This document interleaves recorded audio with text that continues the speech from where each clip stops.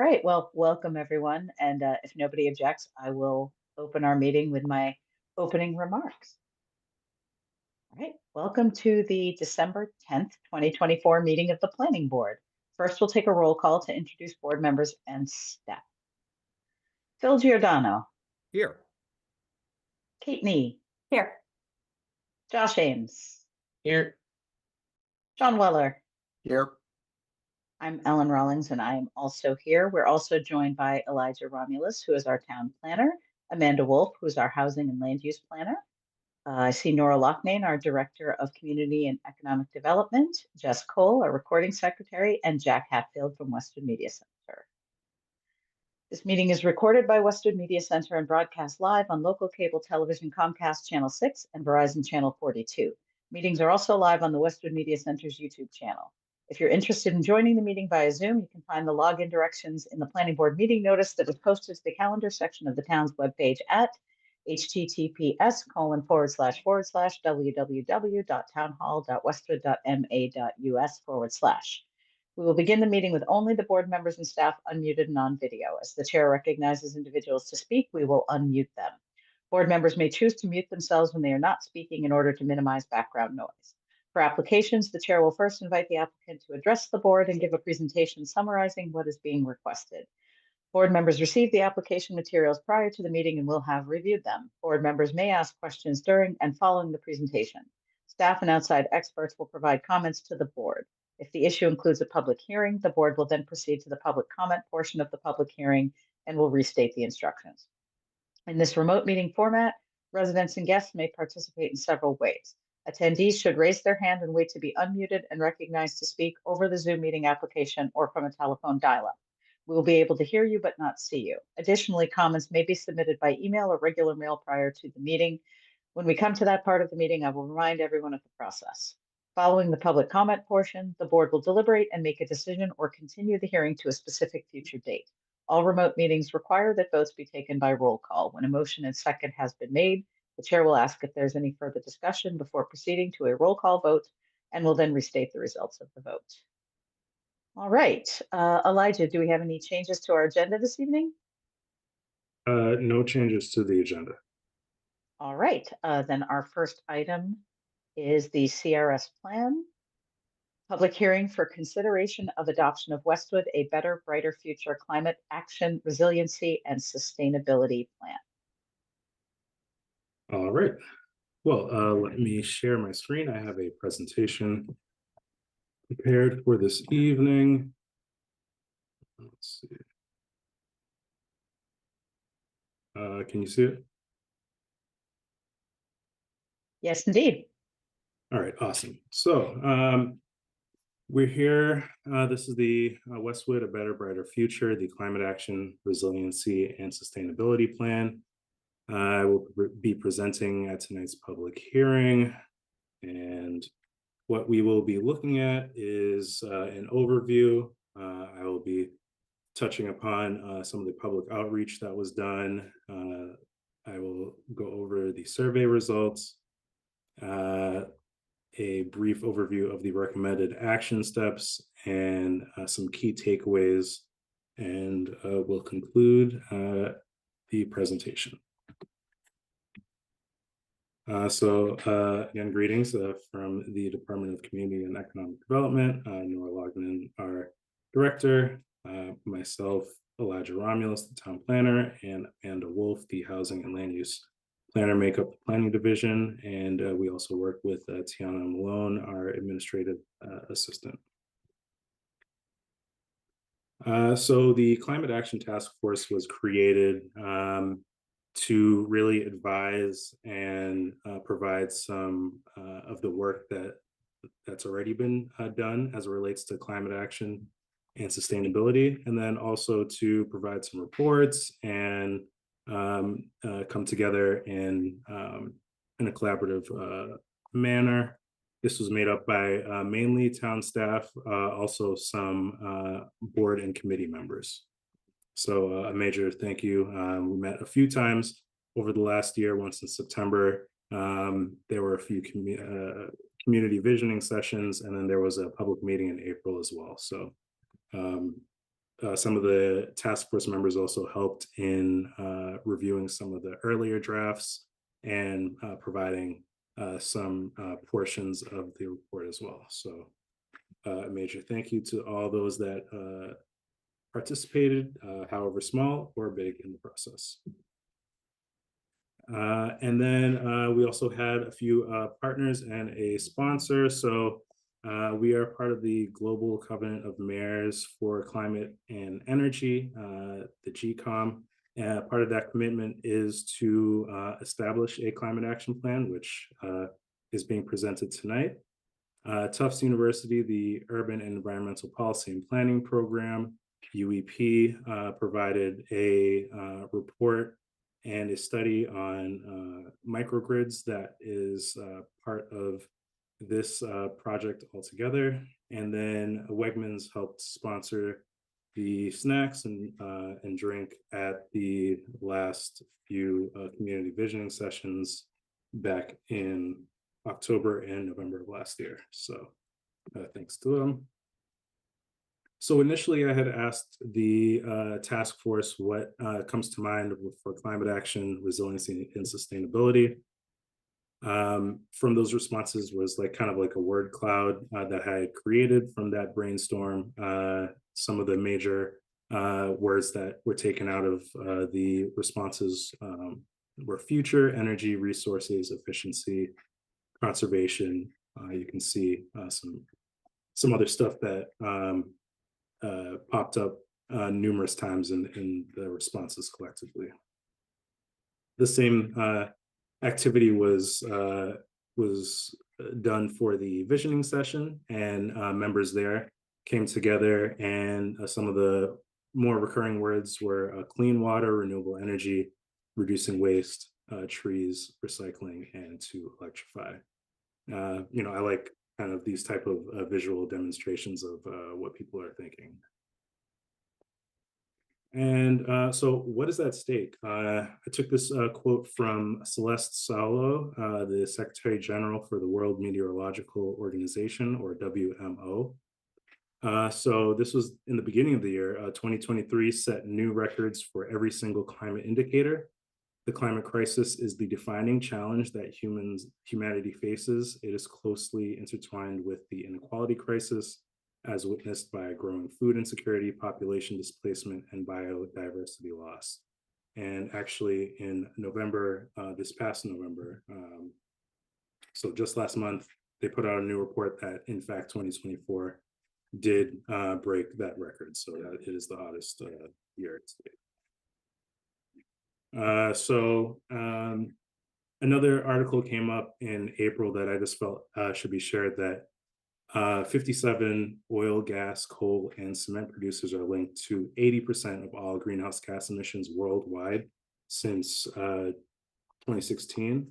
And so really that while we lead by example as a community and in doing this climate work, it's just to recognize that there is a large sector on the industrial commercials end that is doing a lot of the polluting, and how do we as a society, whether through the legislative mechanisms or whatnot, how do we kind of rein that in and figure out how to best reduce that impact on our climate. So what does the CRS plan cover? Very briefly, I'll touch upon it there. It breaks down into other sections further in the project, but we cover land use and transportation. There is natural and working lands, so think of conservation and open space. Sustainable buildings and clean energy use, reducing our carbon footprint, and looking at clean energy options. Resiliency planning and implementation, so public safety, emergency services, disaster preparedness, and water and waste management, so water, sewer, solid waste, things of that nature. There was a greenhouse gas inventory done in 2017 with MAPC, the Metropolitan Area Planning Council, and that was done, as I said, in 2017. There was roughly a little under 150,000 megatons of CO2 equivalent, which was found in Westwood as what's emitted, CO2 equivalent being the marker to measure greenhouse gas emissions. And municipal facilities and activities accounted for 3% of those total emissions, but the majority came from town. Of those town emissions, over 90% came from residential buildings, passenger vehicles, and the commercial and industrial sector.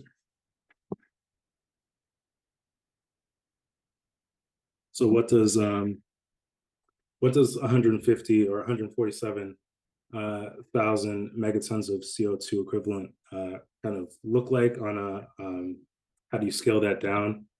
So that would be roughly 32,000 cars, their emission for an entire year. So that kind of puts that in perspective a little bit. So I'm just going to go ahead and kind of go over the project timeline. So we this how do we get to today? In December of 2020, the comprehensive plan was adopted. Within that were sustainability and resiliency sections that called for a climate action plan to be taken. Last year in June, I met before you as the board to do a small presentation on, the goal to reach to today. In September, the Climate Action Task Force was established, September of last year, 2023. In October and November of 2023, several community visioning sessions took place to get some more public input.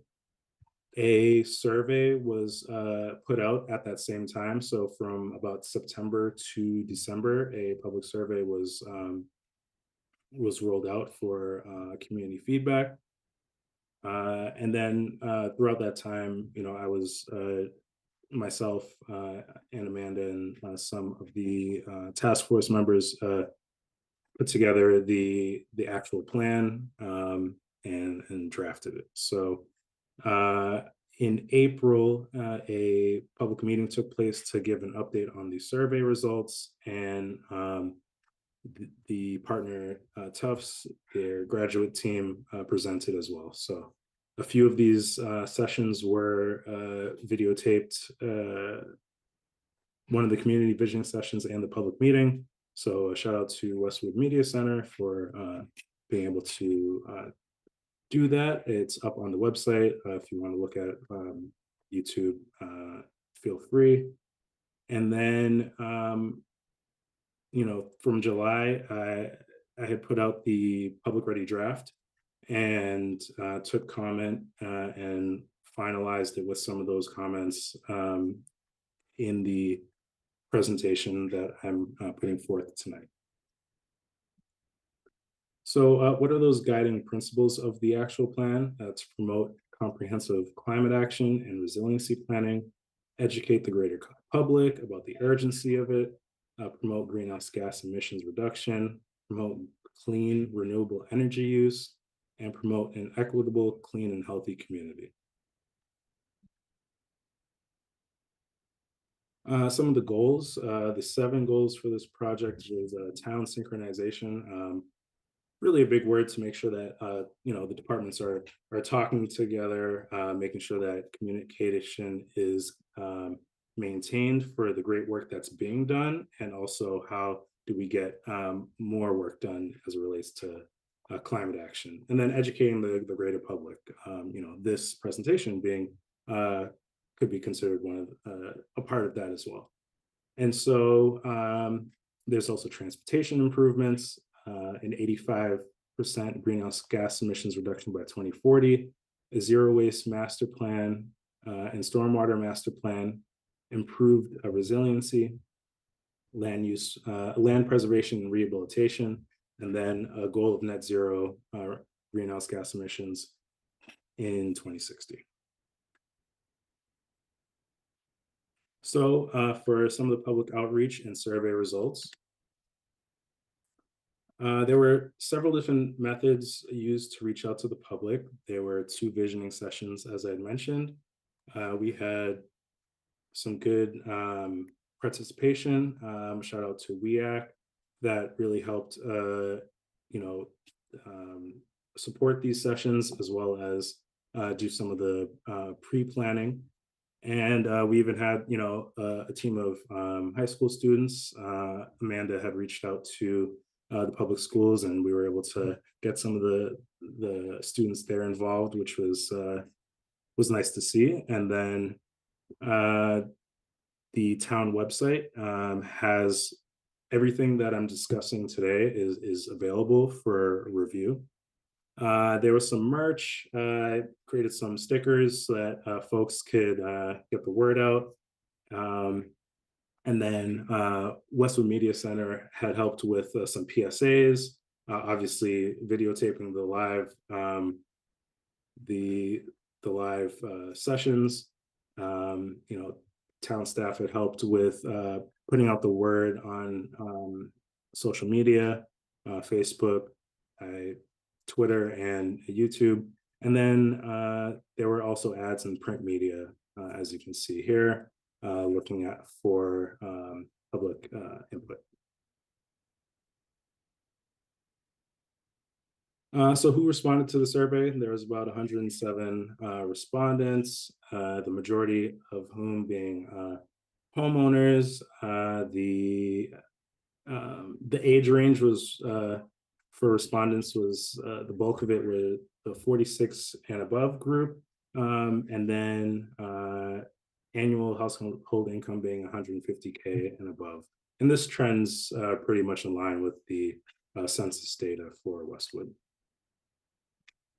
Looking at a little more of the results. So about 68% of respondents were very concerned about climate change. We asked if their homes were damaged by weather events. About 18% said yes. We drilled down and asked some more questions related to that. So what was the experience of those weather events? The top answer being power outages lasting more than a day. And what was particularly concerning residents about climate change was preparing for those impacts. And then we asked about, energy efficiency improvements. What are people doing right now? They mentioned installing LED light bulbs, upgrading to energy efficient appliances, conducting energy efficient audits being the top three answers. And I would just put a plug in here for Mass Saves program for anyone who does listen to this. That helps in weatherizing your home and getting an energy efficiency audit as well. So definitely take advantage of that program. A very few of the results of the comments that were made for the survey just asked how are people, taking up climate action and preparedness. Folks mentioned reducing their use of power and water, educating themselves, being active citizens, and participating in programs like the Westwood Community Choice Electricity and composting. So just a few comments that I kind of cherry picked from the responses for the survey, but they're available online in the report. And then the partnership with Tufts, considering microgrids to give Westwood a better, brighter future, was a project that was done in the early part of this year. Students were able to come to work with us, looking at different parts of the town that could potentially be looked at for a microgrid, and really exploring that. And what that is kind of like an energy system in the event that the greater grid were to go down, an energy system that could still be maintained and provide heating and cooling and stuff of that nature. And so that is available on the website.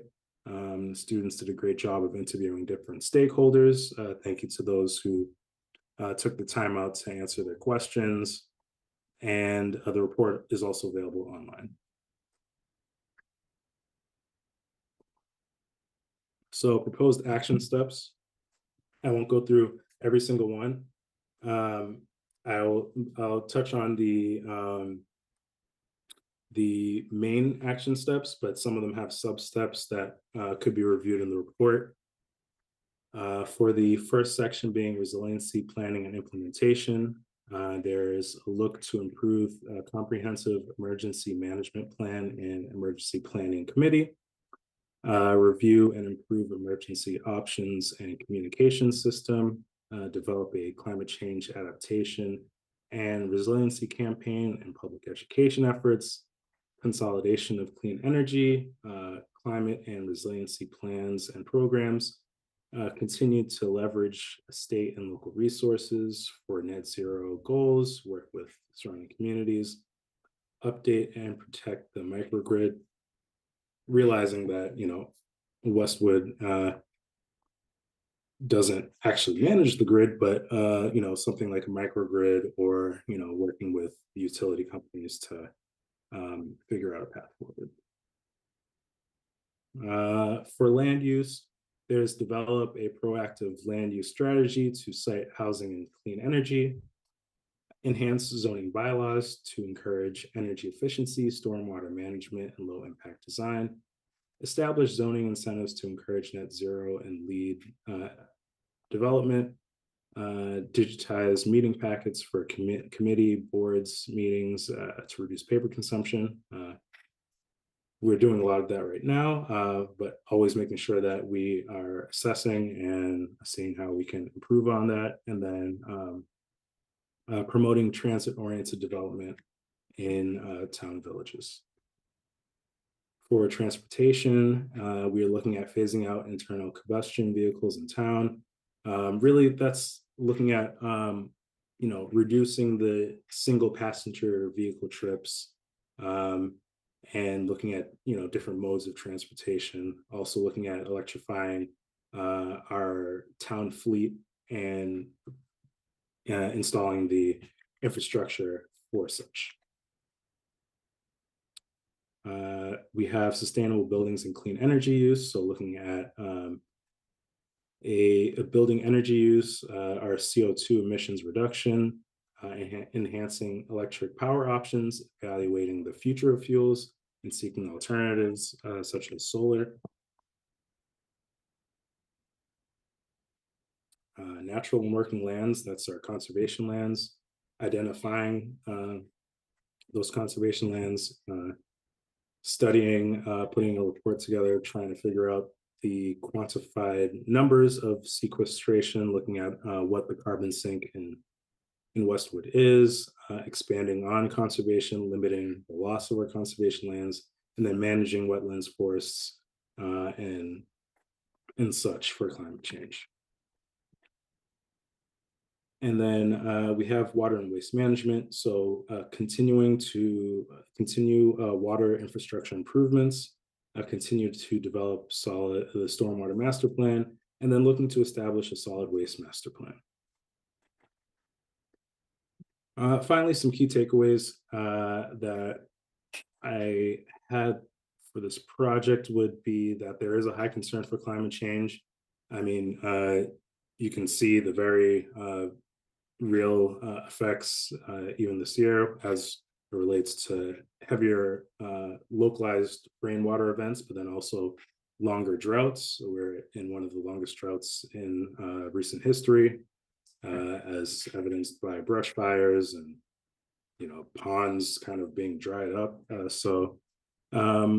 Another takeaway is to streamline current climate and energy efforts, making sure that we're the town's continuing to communicate, make sure that work doesn't become siloed, and then making sure that we're sharing that with the general public as well, so that they're understanding of what's going on. As mentioned before, the commercial and residential sectors are the largest emitters of greenhouse gases. So how do we actually look to reduce those emissions? And then we also need to update our greenhouse gas inventory. It's going on 8 years now, so we definitely need to make sure we know what that number is today and how to reduce it. And then finally, keep our momentum going, seek funds, and grow staff support. So we're part of different programs like the Green Communities Program, the MVP program. We recently finished the hazard mitigation plan. So these things all help in being able to get state funding. We'll see if at the federal level there is still funding needed for this kind of work in the year to come. And then looking to grow staff support, making sure we have the human hours and the human power to make sure that these efforts are able to be implemented. So for more information to those that are watching or will watch, there are a few different documents available at the moment. There's the Climate Action Resiliency Plan altogether. Then I take the executive summary out and set it aside for it's a single document. And then I also reduce that down to a 2-pager for folks to review. And you can always scan this QR code if you would like to get more information. Wrong way. So that's what I have for my presentation, and turn it back to you, Madam Chair. Thank you. And thank you I know you put a lot of hours into this. So I personally thank you for all the attention you've given to this. I think I'd like to open it up to board member comments right off the bat. Any feedback? Yes, Josh. Yeah, I echo Ellen's sort of comment. Thank you so much for putting this together. I guess my question is, what would you say like are the top 2 or 3 things in terms of initiatives that like you think that will really have the most impact in the upcoming years, whether that be an infrastructure or like sort of a more soft sort of cultural change that we really need to be focused on, and maybe one infrastructure thing or whatever you think that sort of mix is. Uh, yeah, so I think definitely doing another greenhouse gas inventory that'll give us an idea of what's what we're actually doing right now.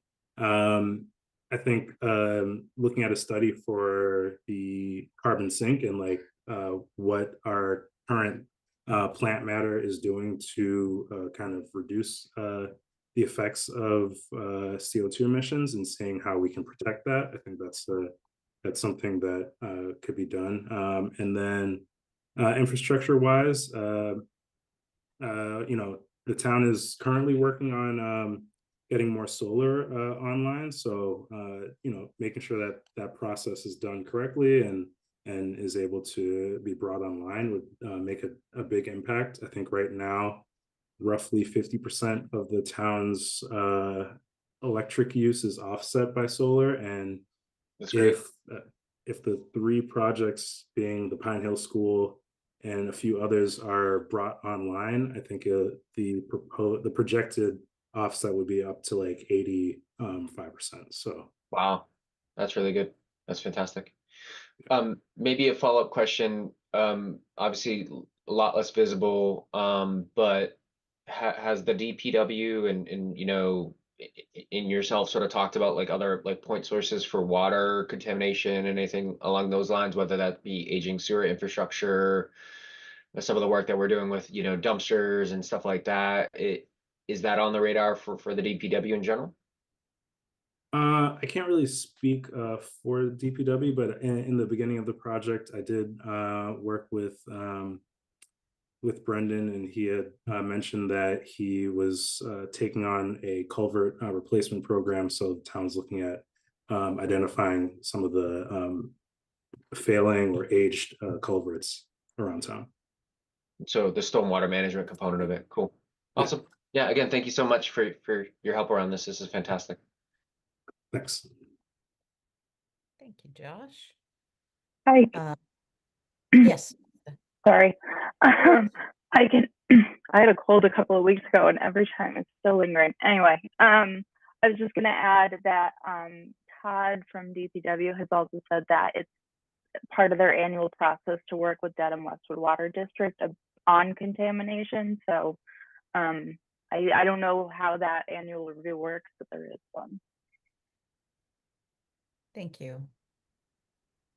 Phil, yes.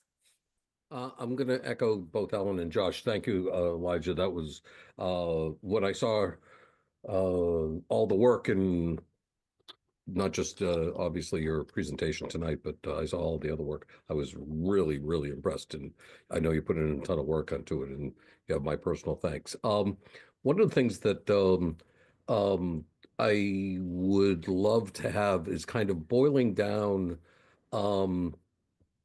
kind of parameters for us as we go through applications and keeping essentially your, very good work, but kind of I'm looking for guidance on an application or a How to parameter to actualize it. Yeah, exactly. there you go. Thank you, Josh. That's so, and because if, Joe comes in and he has this application, I don't, I'm looking for something for us to get the implementation, the execution into place for us to be able to do that.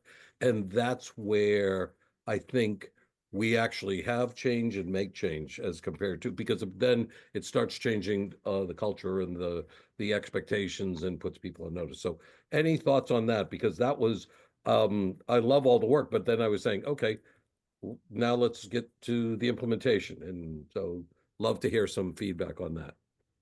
Great. Thank you again. Tremendous work. Yeah, thank you. I did not do this on my own. I had a lot of support from the Climate Action Task Force and Amanda and Nora, and so I definitely I'm glad that I was able to work this through. But I think the the thing that I would say, so in the zoning bylaw currently, there's already some sustainability measures, and I will say, as the person reviewing things, I can do a better job at making sure that those are implemented throughout the applications. So there are some sustainability factors that can be presented.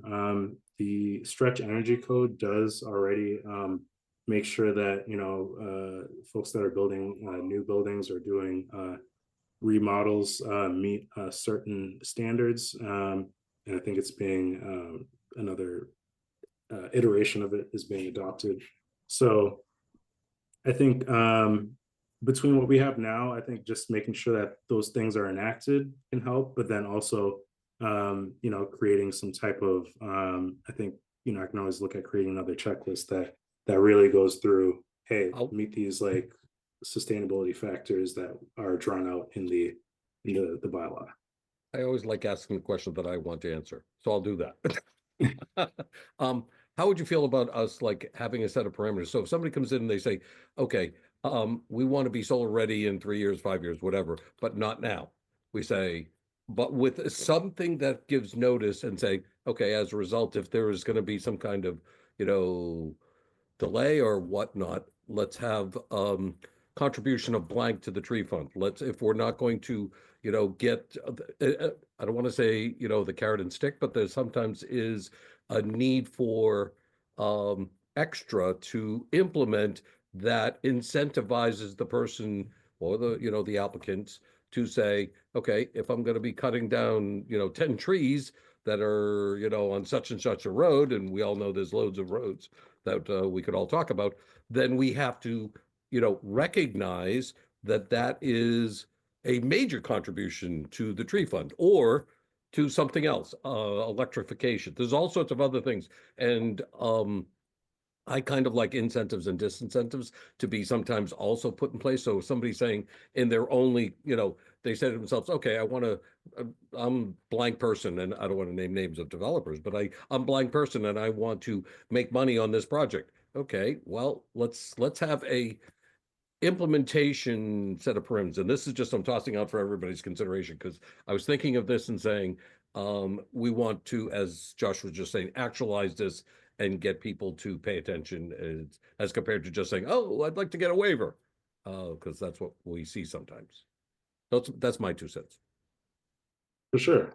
I think at the moment, I think, there is some possibility in negotiating more with special permits, but I think once we are able to get a study for like the carbon sequestration, actually quantify it, it'll help give us a number of like, hey, this is how much these trees are worth to the town, and when taking them down, you'll be able to have something else that can back up that negotiation process.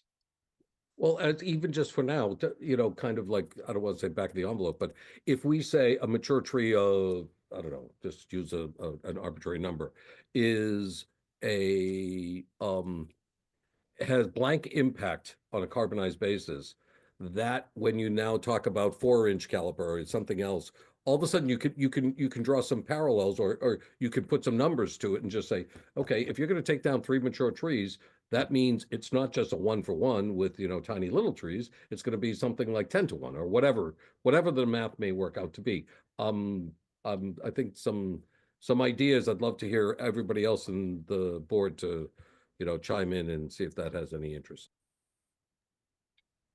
Thank you, Phil. I'll go to Amanda quick and then to Kate, and then I would love to talk about your question. Yeah, so I was just going to say, if you go to section 7.3.8, so our environmental impact and design review standards, it's pretty prescriptive. And this section that we added in 2023 on sustainability has very specific requirements that now projects going forward have to comply with. So for example, if a new non-residential structure is built that exceeds over 5,000 square feet, then they have to present that 5-year plan to implement renewable energy. So now there's much more concrete mechanisms for the board to require it that weren't in place previously. So we're only starting to see this come up with more recent applications, and we'll start to see that more as we move forward. I completely agree, Amanda. My suggestion is kind of version 2.0, because that's where I was saying, where do we go next from that? Thank you. Kate. Yeah, thank you. Elijah and Amanda, I just want to, say thank you so much. I'm just such a huge fan of basically everything you do. So, and this is no exception. Like, we're so lucky to have you. Thank you for all your work. I do want to also thank WEAC for their substantial contribution to this, I am sure. It's a little bit, I love the way that you've worked together to create this document where you can't really tell whose piece is which piece. I think that's wonderful, and such terrific community engagement. Like,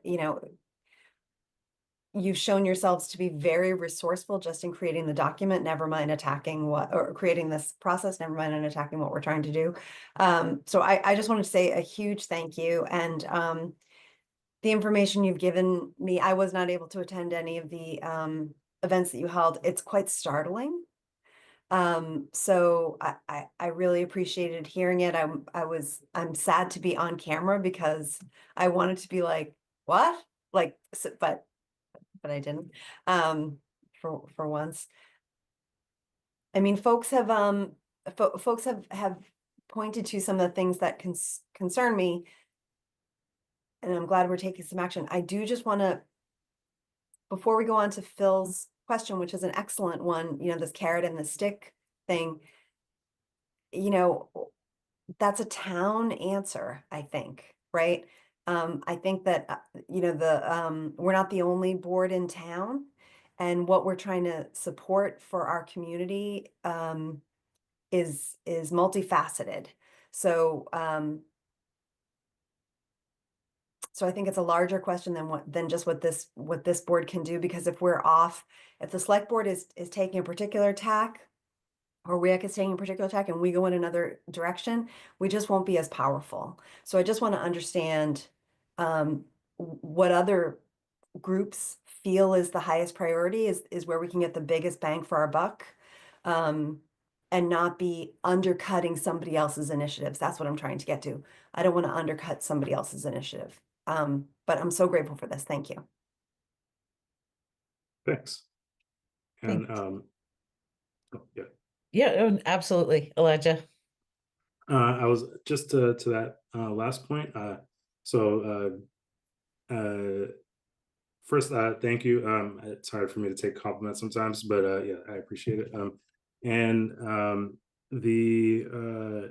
Working with different boards and committees, I think once and if this plan gets adopted, the goal I would think is to at least meet biannually with the climate action task force, and then really kind of review what this list of action steps are, what different entities are working on already, and what they can prioritize.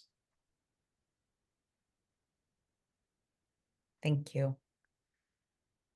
Were there any other board members that wanted to share feedback or, yes, Sean. I will echo the comments of the other board members here. I'm impressed with the sheer volume of work that has gone into this, and a lot of thought, a lot of commitment, a lot of feedback from a lot of different members of the community. I know not all of which always aligned, but I think this is a really solid set of recommendations. And, I remind anyone looking at this who is a resident in town to know that these are recommendations and these are items that we can take action on. Some things like bylaw changes still go to town meeting and are open for discussion there. But I personally think this is a really, really solid set of recommendations, and I appreciate all the work that's certainly gone into it. So thank you so much. And hopefully, I guess like one to two pieces of feedback. I had little things like in I think B.8.1, you talk about expanding sidewalk networks, and I think that's an avenue that I find important towards thinking about how we make the community more walkable and reducing some of the traffic congestion. I would expand that to say and/or trail networks as well. I think we can start to consider beyond just what abuts what can abuts our roads. We're blessed to have some really great natural spaces in town, and I think bringing people closer to those natural spaces is something that we can begin to think about and work on more and more, as a way to get people outdoors, help them appreciate the natural resources we have in our town more, and also provide safe, accessible pathways between our schools and our town centers. So I wanted to add that. The second piece, three pieces here. Second piece was on staffing. I think it's great that you've got a key takeaway that addresses and kind of puts us on alert that we may have to think about staffing for this in the long run. There's a lot in here, and to meet all of these goals, it's nice to put so many words in so many plans, whether it's our comprehensive plan or our open space and recreation plan or this plan here. But if there's any way we can get concrete on what we think this will need down the line on the staffing front, I think that helps us bring some really actionable recommendations to the town on how do we support this and actually make all of this, or as much of this as makes sense for the town possible, and how do we move towards our goals as laid out in this plan. And then the last piece was, maybe not in this plan, but somewhere down the line, I'd love to see, this summer, the list of items that are on the planning board's radar, all the action items for us in here. What are the things that we have listed as our job to do in 1 to 3 years, so that we can start to pick some of those pieces off and make progress on them? Because again, it's easy to put a lot of words down, but I want to actually see us make progress here, and I'm excited for it. And I really want all of this hard work, Elijah, that you and the planning department have put in, and that so many of our residents have put into this. to result in some really tangible action for the town. So again, thank you, applaud all of your efforts, and I appreciate you listening to some of my feedback as well. Thank you. Thank you. I think, were there any other board member comments? I'm not seeing any other hands. Yeah, I would just echo what all my colleagues have said, and I especially appreciate the highlight of the fact that this is a collection of recommendations. I think I've heard some concern in the community that it's arbitrary, or that, you know, there's only a handful of us making these decisions. So I appreciate that it's been highlighted that the conversation will continue. As Sean said, any bylaw changes that we propose would go through a public process with public hearings and conversations with the community, and then go to town meeting to see if the community has a taste for anything that came out of those conversations. So I appreciate the conversation around the fact that this is not, okay, now we're going to go do all this stuff and we're the only ones making these decisions. I think Kate spoke to that as well, that this is a town-wide initiative. Whatever moves forward would be collaborative, is the word I'm looking for, between boards, between all the boards and residents. So I just kind of, I'm glad we've had that conversation, because I've heard some concern over this being kind of a small group that is making these decisions, and nothing's really been decided aside from a list of recommendations that we could and should explore. So I'm glad that we've kind of brought that out in this conversation. I am also interested in Phil's question. So if we could have some discussion around that before we move on to public participation, I think that would be excellent.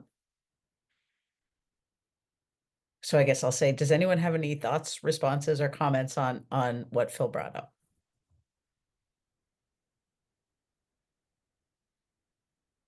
Yeah, just that I love carrot and stick. I don't have anything specifically, because there isn't anything, probably sidewalks, like Sean said, like that's the thing that I'm going to get most fired up about.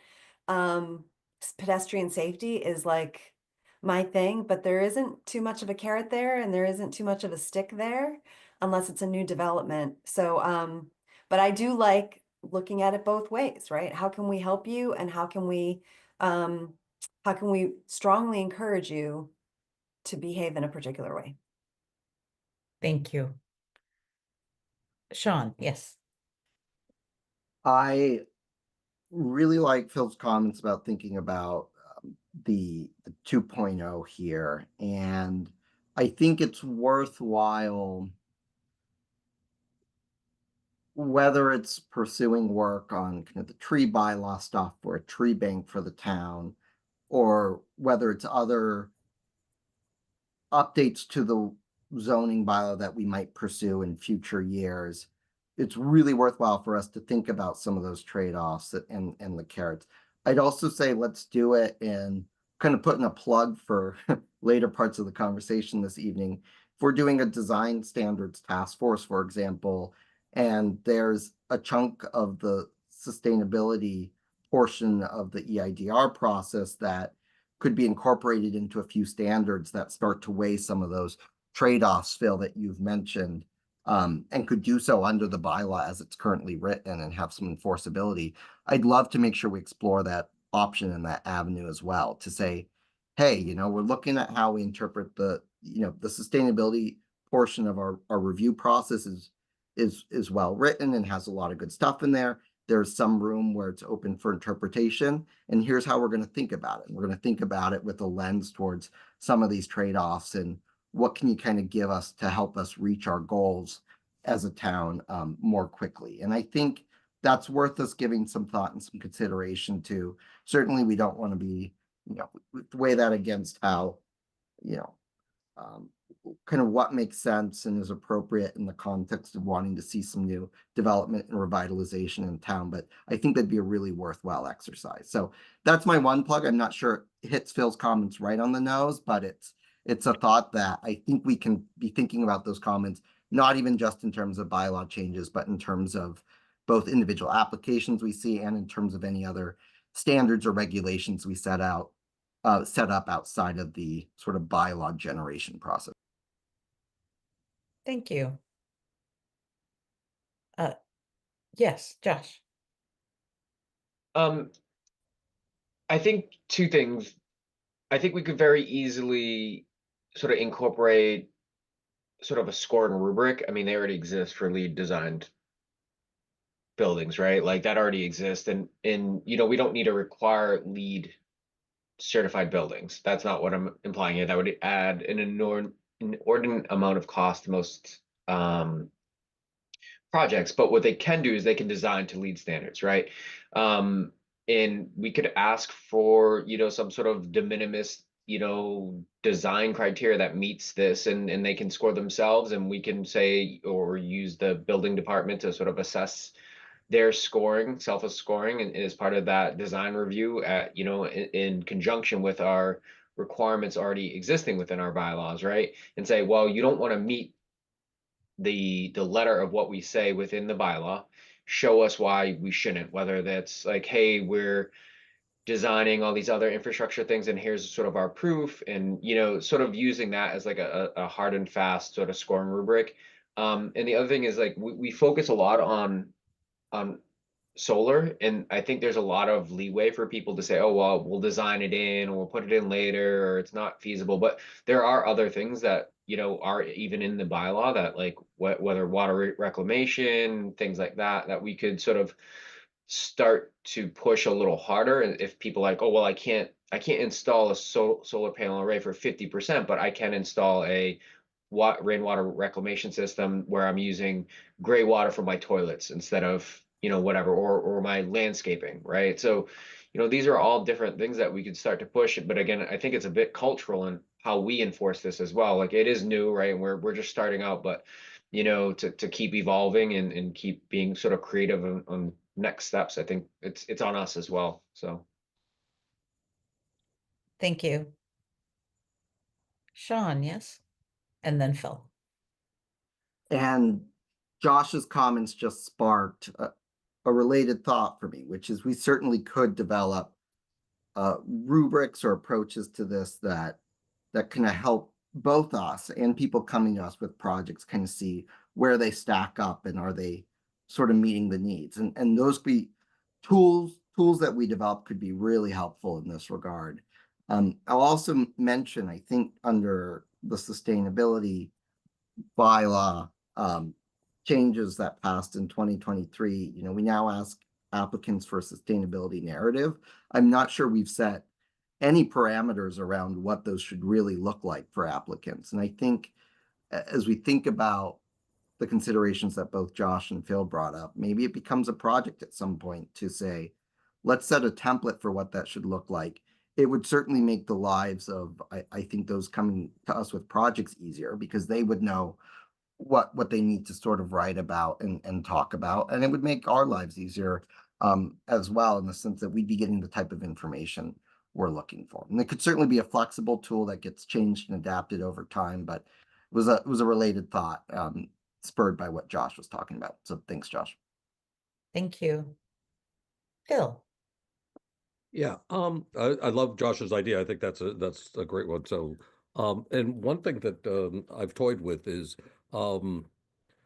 we have a bit of a kind of existing structure in place, but it doesn't get supported, which is the tree fund, a very simple kind of support that already pre-exists, but we don't implement very often. And it just came up recently, obviously, in our last hearing. And I was thinking about that a little bit as I was reading all of Elijah's stuff. And I was saying, if we just be more proactive as a supporter of the tree fund, it's going to almost self-execute what needs to happen thereafter without a lot of bylaw implementation, town meeting, and everything else. And that is a cultural thing on us that can be probably done easily. And so that was just another one of my thoughts. But I think I don't want to see this to be just a kind of a mission statement without actualization, as Josh said. I think it needs to have some teeth on it and some implementation. So those are my 2 cents. Thank you. Amanda, I saw your hand and then it went away. Yeah, I was just gonna express a word of caution that we don't venture too much into specifics of things that might be a new regulation or bylaw that would be outside the scope of the discussion. So just be mindful that it's not any type of deliberation Gotcha. beyond the scope of the plan. Thank you. All right. Were there any other board member comments or thoughts before I open up the floor to public participation? Maybe after. All Yeah, right. I actually, sorry, I appreciate Amanda's comment, but what is the appropriate kind of time and place to get into specifics, like what this group would want? When could that type of conversation happen? So I think we could always hold a discussion, once the board comes to a decision tonight, and moving forward, there could then be a discussion held on a agenda item to go into the implementation part of it. I hear you. Maybe finish this first, is what you're saying? Yeah, Elijah? but I think this is open-ended enough that I think we're pretty good in terms of our agenda. I mean, we're talking about everything that Elijah was just kind of opening the door on, so I'm pretty comfortable, but let's get public comment. All right. Thank you. So at this time, I'll open up the floor to public participation. A couple of ways you can participate. You can either enter your comment or question in the Q&A part of the Zoom application, or I do see a couple of hands raised. We can enable you to speak. Just a reminder that in order for us to be able to hear your comments or read your comments aloud, we need your full name and your address. So I do see we have Dan Bailey and Steve Olenoff. Dan's had his hand up for quite some time. So if we enable Dan to speak, thank you.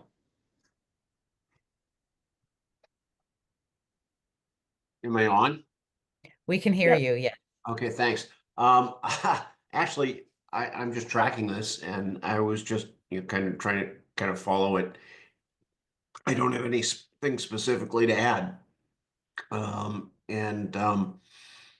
If my hand was raised, I did that inadvertently. So Gotcha. now,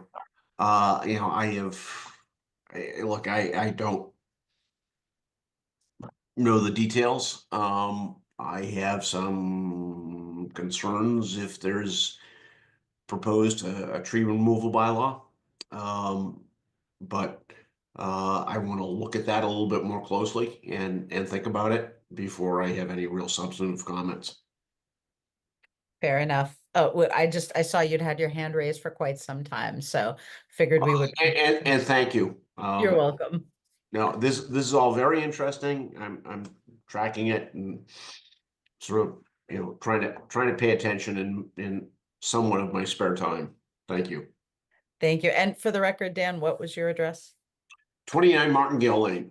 Thank And you I very also want to make clear, as some of you know, I represent the town on certain land use matters as special counsel, particularly at University Avenue, but this has nothing to do with my capacity as special town counsel. Thank you. All right. I think we'll be talking with you again a little bit later. In the meantime, I see Steve Olenoff has his hand raised. We can enable Steve to speak. Steve, you can speak now. Yes, so right away, I'll stick to what you were just saying, which was the Steve on 52 Landor Road. I'll stick to what you're talking about, the bylaws and the changes you made in 2023. So yeah, that's something you should be mindful of anytime you have a new application comes in, and really thinking of these, because this will be the first time you get to apply them and see how things work and what comes up. And then when you see things work, and you should be writing them down, and with the idea you should revise the rules and regs, so put them right into the rules and regs. That's where you get down to those details and implement these things. So always be thinking about that as you go through every application, and you come to some conclusion, and there's something that should be said over and over again. That's the time to revise the rules and regs and put it right in there. So I just wanted to say that. And so I've been very impressed by this. There are things in here in this plan which has grown quite a bit, and the things in it that are a lot more than what we had before, and a lot of suggestions and things that I've been talking about for a while. Nice to see them down there in print. So I just dwell on two things. You know, I could talk for hours on this, but I'll keep it short. The stormwater study, I think that's one of the most important things that town really needs to act upon. As you know, places are getting rainstorms which are far in excess of anything they've ever expected. And we've seen this right here in Leominster, Vermont, and all over the world. And can it happen here? Of course. So it's time to really look at this and forget about this, 100-year storm. That seems to that's nonsense at this point. It's we're getting storms, 100-year storms more than every few years. I think it's important to look at, okay, how much rain has been falling in some of these places? What would happen if it happens here in Westwood? If we got a foot of rain in a number of hours, what would happen? And so the study needs to look at that and say, what would the results be? Where would the flooding be? Where would the damage be? And then what do we have to do to fix our culverts, fix our stormwater system so that we minimize the damage from that, not wait to see it happen and then see all the amount of damage. Because I can guarantee that people will say, "Oh, this is very expensive to do that," but you see the damage that's been done. And especially the loss of lives, even as houses float down the rivers and things. The cost of doing it will be less than the potential damage, and you just can't say it's not going to happen here. We have to go forward and do that. So that's an important element, I think, in this plan. The second important element is education and informing people what they can do, because we have, the town's done a great job doing their buildings. Again, the things you're putting into the bylaws to review on the EIDR, that's the way you look after the commercial end of it. So the third thing is the residential, and that can only be done by educating people to do things. Now, the people in the town, obviously, and it's very clear, they understand the problem and they're concerned about it and they want to do something. The problem is, what do they do? And there's so many things they can do. And we really have to start educating all these different things. And that's it's a big project in itself. You just can't throw it all at people all at once. There's so many different elements about heating and plantings and of course solar panels, the town electric rates that we have, that people are now starting to save money. And I just on that system there, where you can choose more than the state. You can actually go back, what's the state requirement for renewable energy, or you can do 100%. And I found out that not even 100 people in the town have chosen the 100%. So I assume I'm looking at, hopefully some of the people here have chosen the 100% option. I know I have, and we need to get more people to do it. So this is one element of the education. The other element, of course, is the trees, getting people to plant more trees on their property.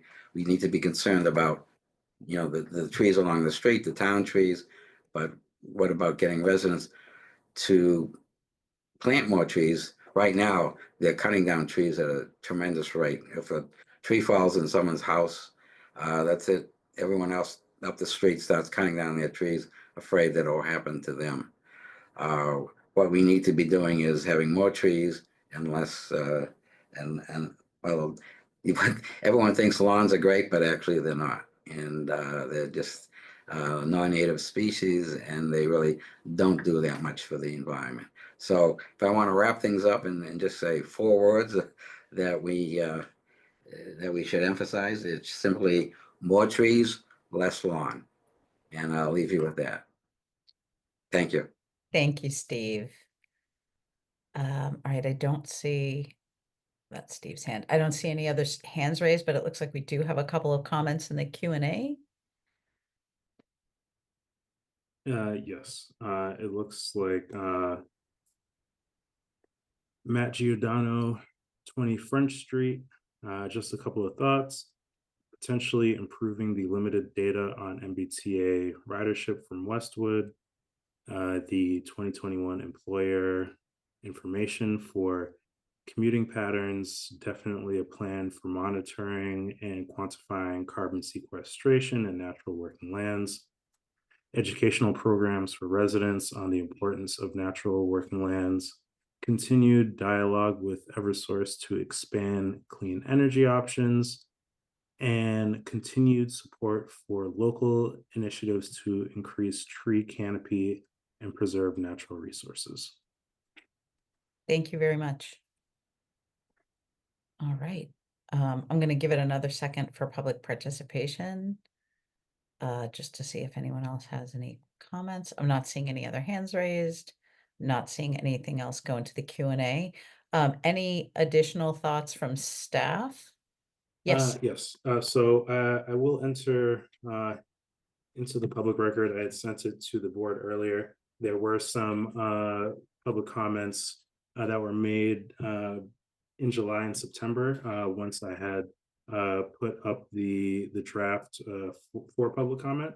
And so I just wanted to acknowledge that and make sure that it is included. I did update the report slightly. There was some concern as it relates to a potential gas leaf blower bylaw, but I do want to again stress that this is a plan with recommendations, and as Sean and other members of the board had mentioned, this would go through an entire public process and ultimately a town meeting vote if anything were to be considered for an actual bylaw.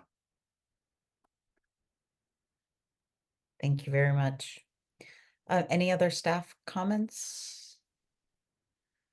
Any additional comments or questions from board members? I am not seeing any. Yes, Sean. Just because matter of process, this is the first plan I've been privileged to be a part of on the planning board. What are the steps from here?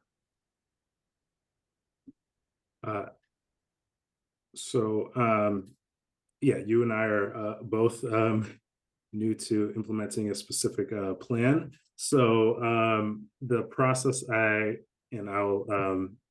lean on Nora if I'm speaking incorrectly on that, but pretty much there is a motion that you would take up if you wanted to adopt the plan, close the public hearing, but within the comments that in the discussion that you've had today, anything to update the plan with this discussion that we've had, and ultimately it would then be published, and it would be available and considered active.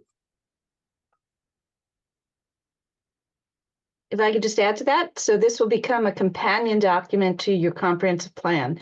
And just like you get reports from everyone who's responsible for implementing parts of the comprehensive plan, you would be looking for them to report on their implementations for the climate action plan.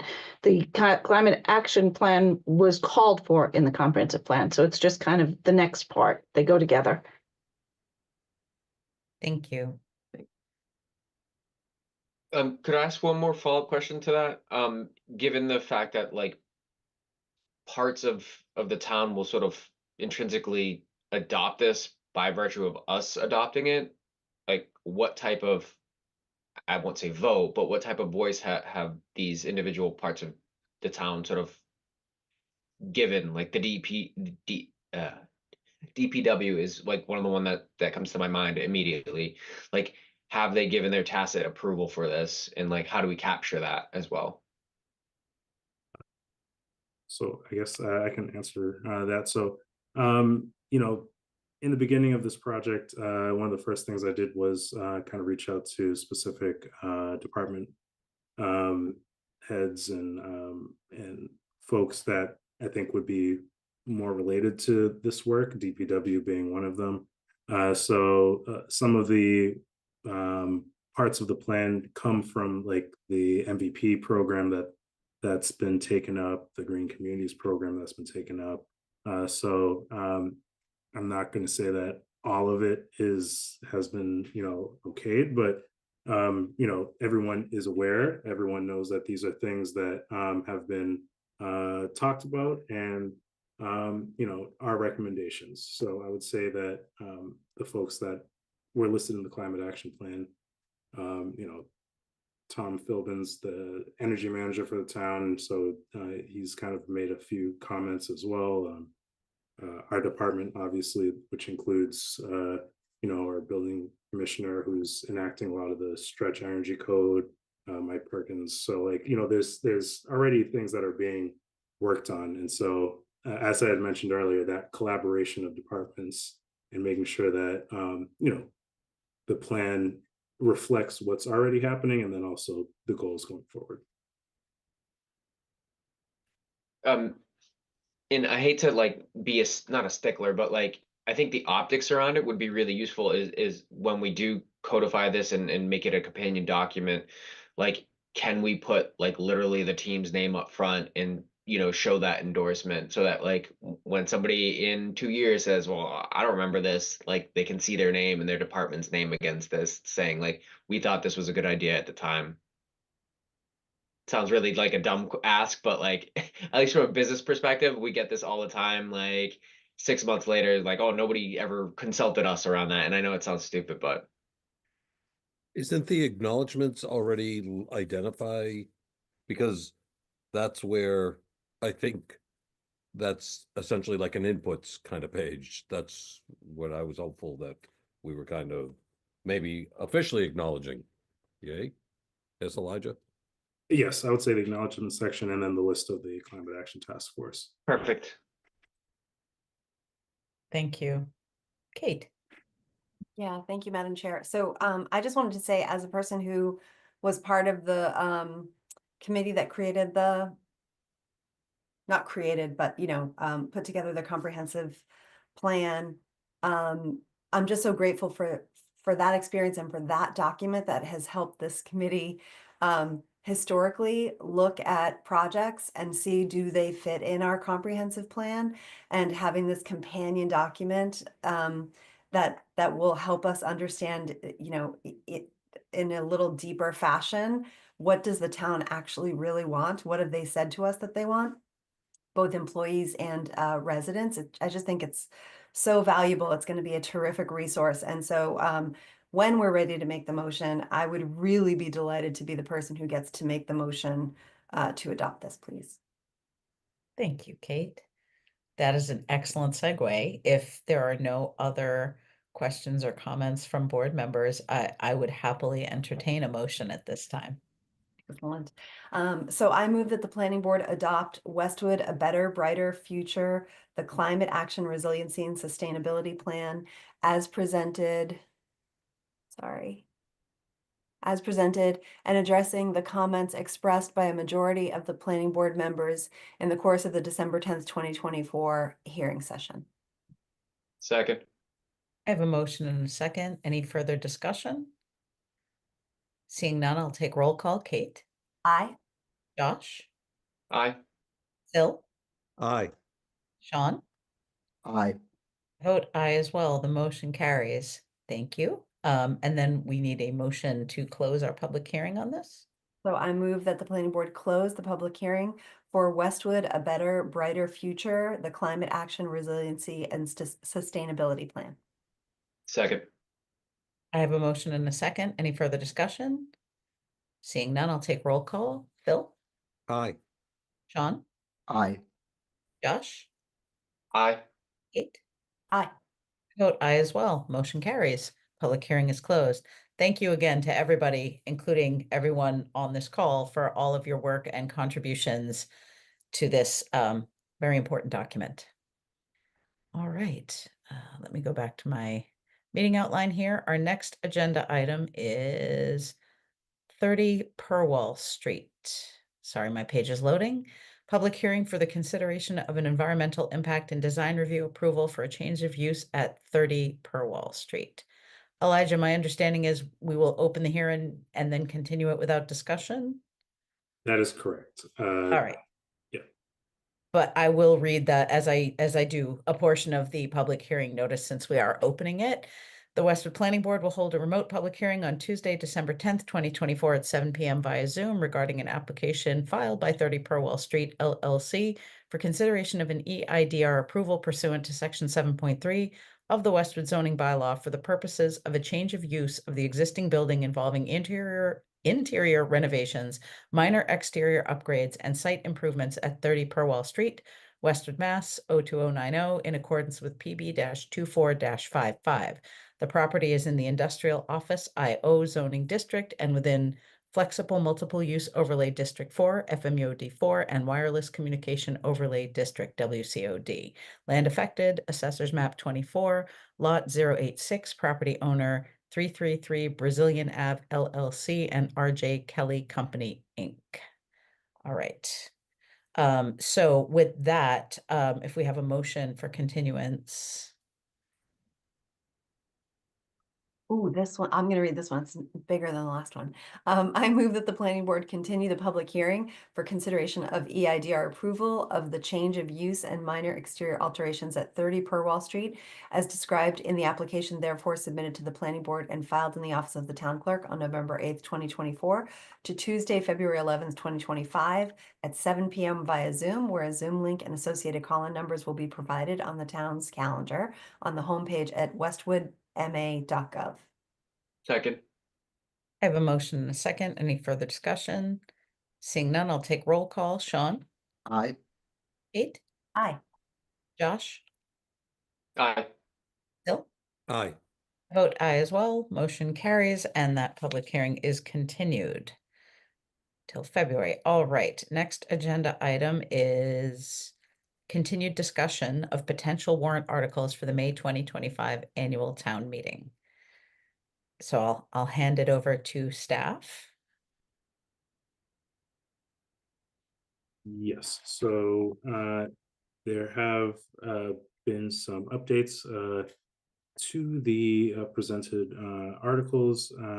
We still need to finalize them for the board to consider.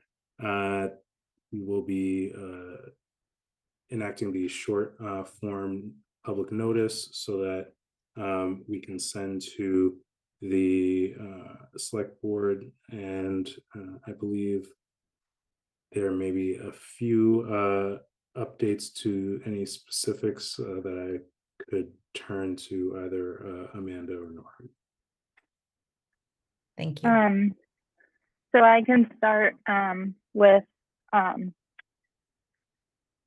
sorry, I'm getting all organized here. Okay. So the first thing is the affordable housing article. Again, we're not going to be showing language tonight just because we want to make sure we're on board with everything that the members are looking for before we release that short notice, and then the long notice as well with the language. But we decided to pursue for the board's consideration affordable housing article to address greater variability in the affordability requirements. I do have right here, I'm going to briefly share my screen. The three levels I would recommend the board consider are 30, 50, and 80% of the area median income, or AMI. Right now, the bylaw only requires 80%, and I've shown the maximum rent and the income limits for that to give you a sense of what that actually looks like. And the reality is most of the people in need of affordable housing fall far below that and often end up either getting displaced because the rent maximum keeps going up and up, or they don't qualify in the first place because they don't meet the income minimum. So 30 and 50% would introduce some greater variability. We can look at other affordability levels, but these ones are pretty standard. And also HUD releases the income limits every year, so it's very clear and concise. And we can look at how much of each affordability level would be included. But generally, the thought was to stay within the 15% requirement, just mixing up to 3 options. So that's the first one for discussion. Thank you. I see hands up, so I think it makes sense to take board member comments and questions iteratively. And I'm not sure whether Phil or Josh's hand went up first. I'm sorry. I think Phil. Josh is first. Thanks, Phil. Or I'll go. Josh, if you want me to go. All right. Thank you. All right, I'll just go. I had a thought, and just was partly because of the housing authority and whatnot. And I don't know if this is doable or not, but whether CPI indexing is appropriate, and maybe Nora, you can also chime in a little bit. Partly because the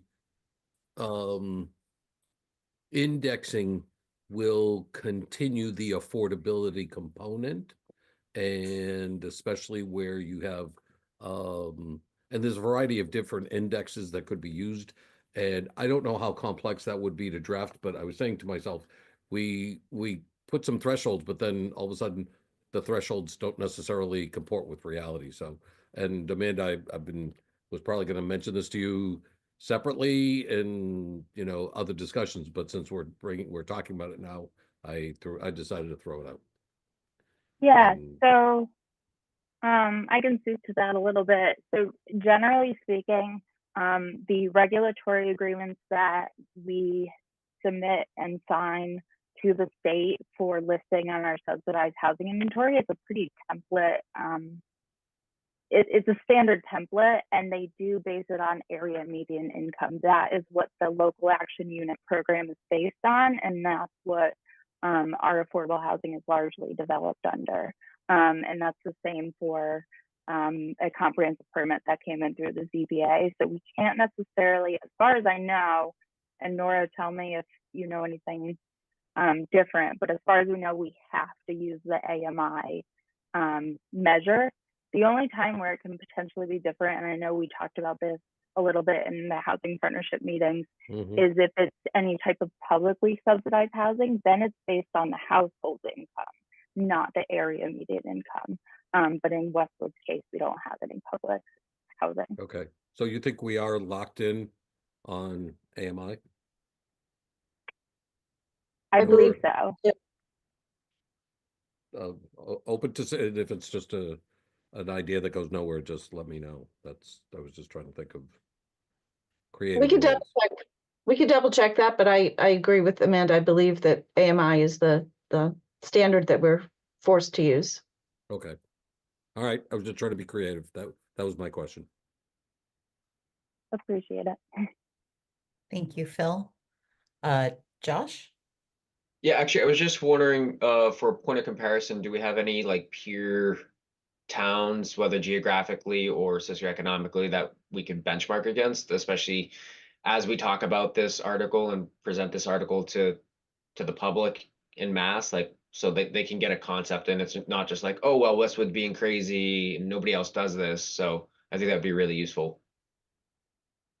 Yeah, so I've done, and I can send some information for comparison. Each town is very different. Like you look at like Norwood, for example, their minimum affordability requirement is about 20% of their units. So they're starting at a much higher threshold, and then have different provisions based on the size of development. Because of the size of the town, they're looking at much larger developments in general than we are. And then there's places like Boston where they have the full spectrum of affordability, even beyond 100% AMI. So it really does vary town to town, where what we're talking about isn't out of the norm by any means. So yeah, but I'm happy to send some examples for people to look at if you'd like.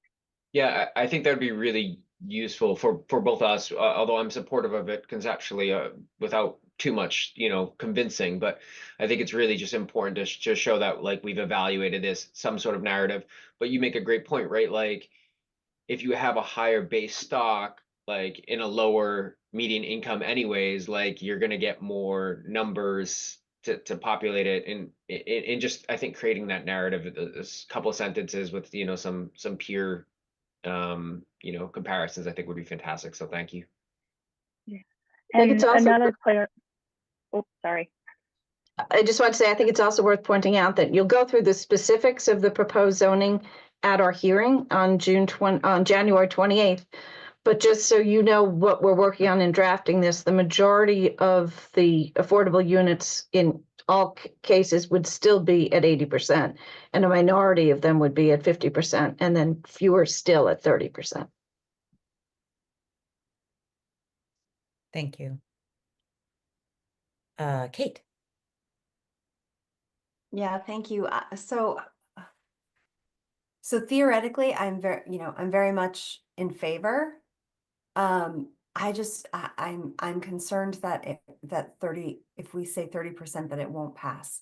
And I want to make sure that we do something that actually gets done, right? If we can create even a little bit more diversity, that would make me very, very happy. So I just wanted to say that out loud. Like, I think saying we're usually at 80 and it would be a rare instance that that it's 30, that gives some solace, but I think we all know in reality, nobody's going to care that we say it would be a rare instance. But Nora, please chime in. Yeah. Convince me differently. So I don't want to mislead you. I'm not saying it's a rare instance. I'm saying that it's a portion of the number of units. So say something like the Everett Street project came to us again. If we had this bylaw in place, it would be essentially what you ended up approving. Most of the units you approved at 80%, and a few of them you approved at 60%. So in this case, if this goes forward, most would still be at 80%, but a few of the units would end up being at 50%, and a few, or in some cases only one, would be at 30%. I think it's also worth pointing out that we have 30% AMI housing now at Highland Glen. And we used to have it at Westwood Glen. So to give you an idea, that's what we started out with. Westwood's early days of affordable housing were at 30%. Okay, that helps That me. narrative. Yeah. I think it's that an really helps. education project too. Yeah. And when I say rare instance, I just mean like, it's not going to be every other house on Washington Street. Like, I feel like it's high drama, this subject. And so I just want to really have that context that just keeps the temperature nice and low. Like, no, we've had 30 before, and it's a low percentage of new development, or it's whatever. I really need that. And this only applies to larger multifamily structures. So it has to, if it doesn't have at least 8 units, we don't have any affordability requirement. It's as it gets over 8 units, then we require 15% of the units to be affordable. I think we just have to make sure people understand that, because that's the concern. They see a little bit and then all of a sudden extrapolate all sorts of things, and You can have a project, right? Like, I mean, that's the implication. That'll Yep. be the narrative. Yep. And actually, and this only further proves the point, Highland Glen is actually 30% of the household's income because they received a project-based subsidy. So it's actually even more affordable than 30% AMI. So we already have housing that's well below that threshold. Awesome. And is it something, I know the Highland Glen, you said, right? Highland Glen? Highland Glen. Highland Glen is age restricted.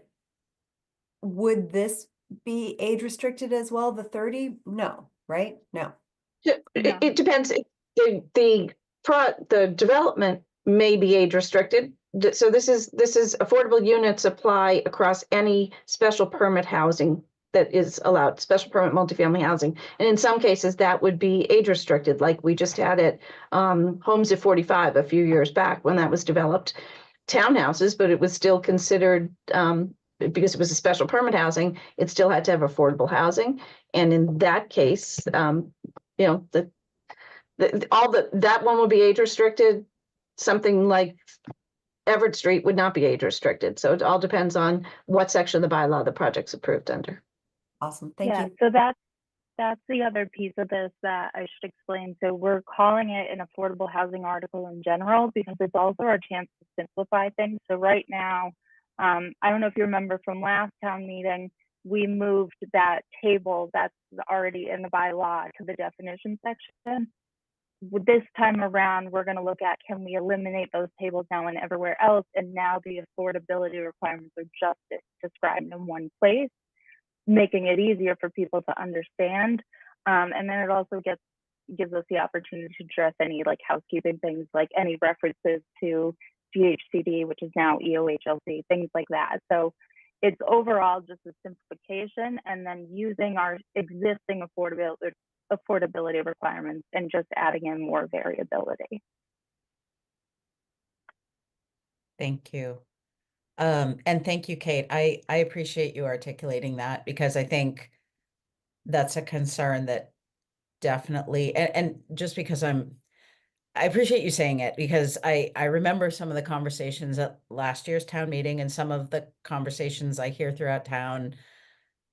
I wouldn't say we shouldn't try, just because, you know, but this conversation is important. And I'm glad we're having it now, because some of what I heard tonight was educational for me and helpful. And I had one question.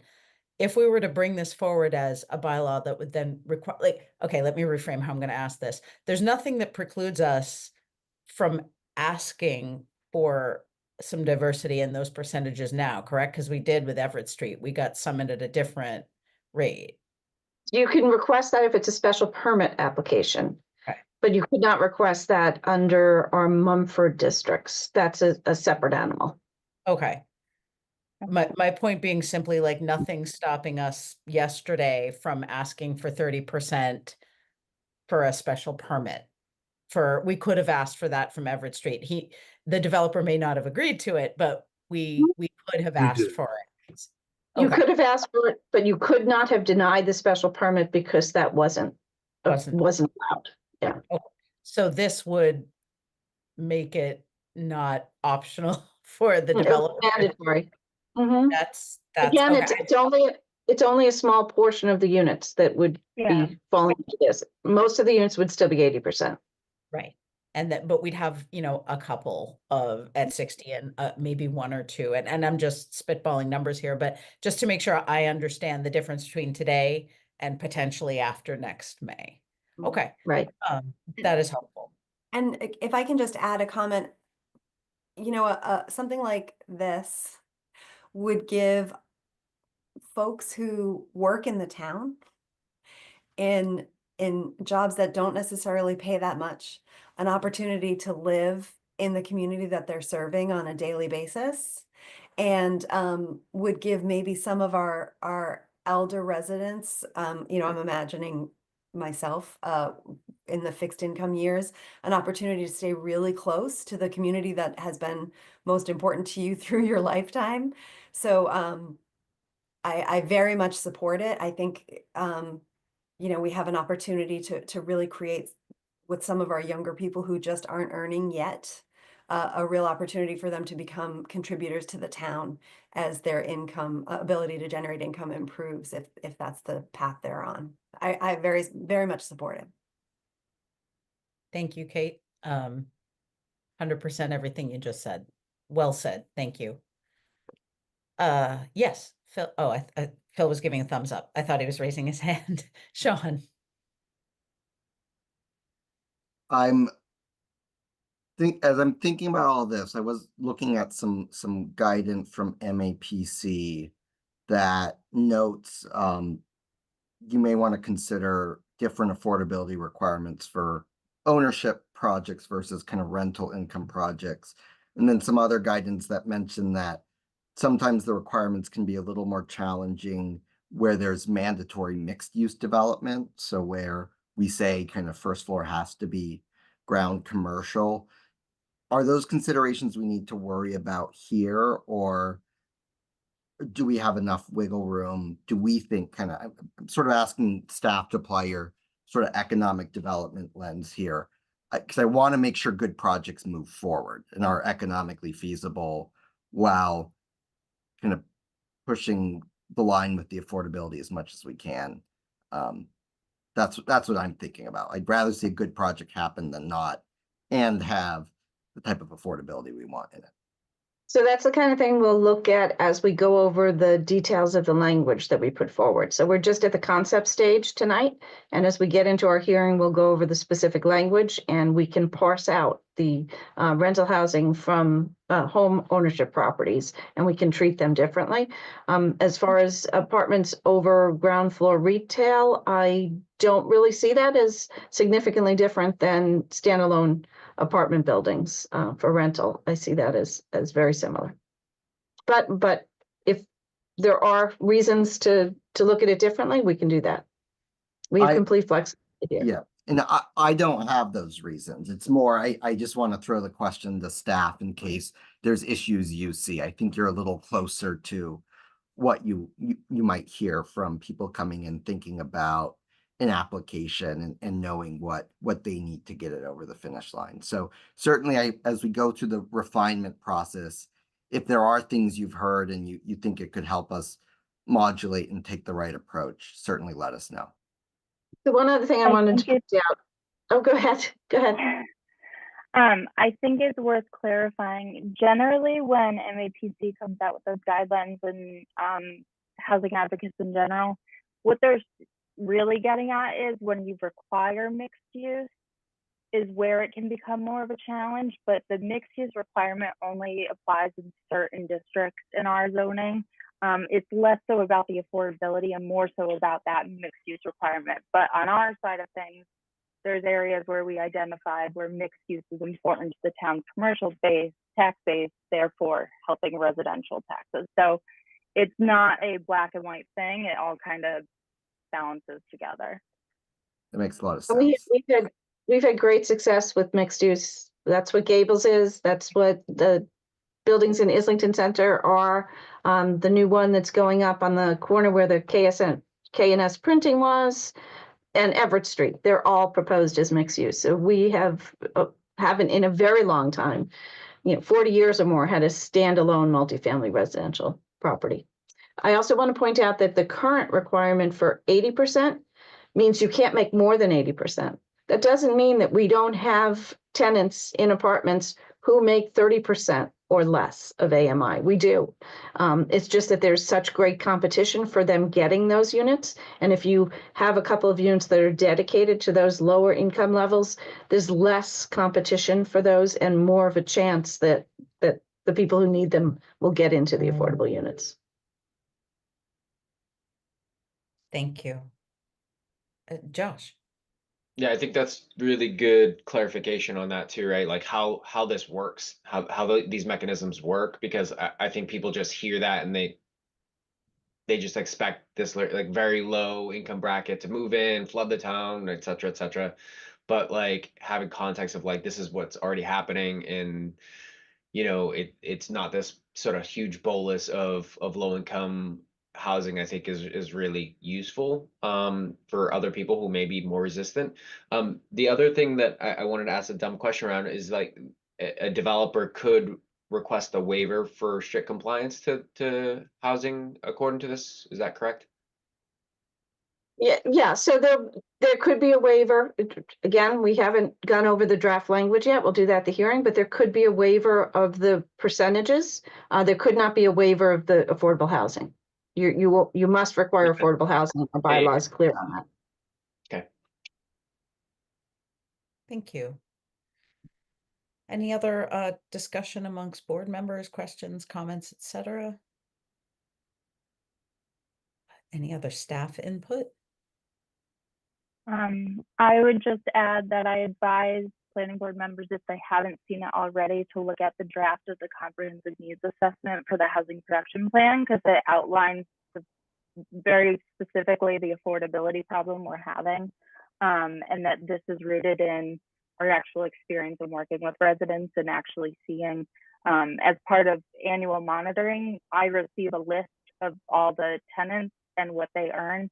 And most of them are, sometimes people are paying more than 100% of their income on rent. So just to give you a sense of the actual need versus what the housing is actually serving.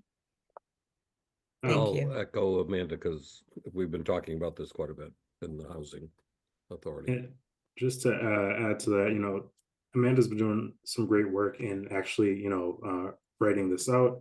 And then even on the day to day, like anecdotally seeing her, taking in, residents or people that are either being displaced or looking for those housing opportunities, there's definitely a need for this. Thank you. Kate. Yeah, Madam Chair, I just wanted to mention another potential occupant for this type of housing. You guys have learned so much about it, but like, there's single moms out there, right? Who are what used to be married in Westwood. Single parents. Single parents, thank you. Sorry, I'm overly self-identifying. But we have residents who go through issues, and if we can keep them in town, I think this is great, to make it possible for people to stay in town and have minimum disruption, because life can be disruptive on its own. So, thanks. Thank you. And I appreciate the discussion around that too. I think we've been talking, at least as long as I can remember, about the issue that we have people who are being displaced, that we have elderly residents that are unable to afford to stay here, a town that many of them have contributed to for the better part of their adult lives. We have younger people who want to come here and start to contribute. We have people, as you said, who work in the town. And it's not even, to your point, Kate, you're right. There are people who may not make a lot of money, or what we may not perceive as a lot of money. But those people who can't afford to live in our town right now include some of our teachers and our firefighters and our police officers. And that bothers me that, I alluded to this when I spoke at the FinCom. When I grew up on Farm Lane. It's a very different street than it was when I grew up there, but I had neighbors that were electricians and teachers and nurses. I don't think any of the people that I grew up living next door to could afford to live on Farm Lane today. And that's not what I want to see in our community. As someone who's lived here a long time, who came back to this town for very specific reasons, I don't want to see us pricing people out the way that we are. So I really appreciate this conversation, and I appreciate that we're going to try and do something about it, because I think everyone on this board and many people in town have been wanting to try and do something for quite some time. So I am very grateful on a very personal level to see this proposed. Were there any other comments around this particular article or proposed article, since this is just an informal discussion at this point? There is some public comment. I don't know if you want to read into the record or anything. Yeah, I do see a hand raised and like 4 things in the Q&A, so I think we probably should. Does someone have, sorry. Yes. So there is 130, Ryan Sturma of 131 Smith Drive. What is the benefit to the town? Why not keep at 80%? Does moving down help the town? I think we discussed this. Also, why lower standards on affordable housing when there is a migrant crisis in the state? Why not wait until a later time when the later migrant crisis is resolved? I don't believe that it's a lowering of standards, but more expanding on accessibility. And then there is Matt Giordano, 20 French Street. Completely agree with Kate's point on contributing to the town's workforce and live in it. I'm someone who does this. Thank you. I do see a hand raised. It looks like, yes, Amanda. Oh, That was sorry. an accident. An inadvertent hand. It looks like Ryan Sturma has his hand raised. I know he already contributed some comments, but Ryan, if you'd like to speak, we can promote you, allow you to speak. Hey everybody. Just quick question. I mean, I do empathize with kind of the remarks that were made about single parents, retirees, but at the same time, kind of managing the other side of the coin, in terms of having a more dangerous profile of individual enter our community. Is there any way to word the bylaws in a way where there's kind of an enhanced screening process that we're kind of, I don't know, looking at certain safety standards, right? So we're kind of focusing on policemen, firefighters, right? All those individuals that you describe, because I don't think anybody in the town is going to say, hey, look, we don't want to cater to those individuals. I think the people on the other side of the coin are just want to make sure that there's some level of safety. And kind of talking anecdotally, it's tough to tell how that's going to play out. But I think with the devil is going to be in the details in terms of how this is worded. And I think it would be very helpful if there's kind of a focus on how the safety standards are going to be written in the bylaws to ensure, I guess, just safety in the town. I mean, I looked at the 30%, right? And you look at probably like an 8-person household, and it said like, well, the average income for an 8-person household was like $60,000. Like, that's ridiculous. Nobody, like, I just can't imagine a scenario unless it's an extreme scenario, probably in that case. So I guess just that's my broad question. It's mainly probably over legal wording. Like, is there anything that can ensure safety, right, in the town, or screening measures, right, if we do go from 80 to 50 or 30?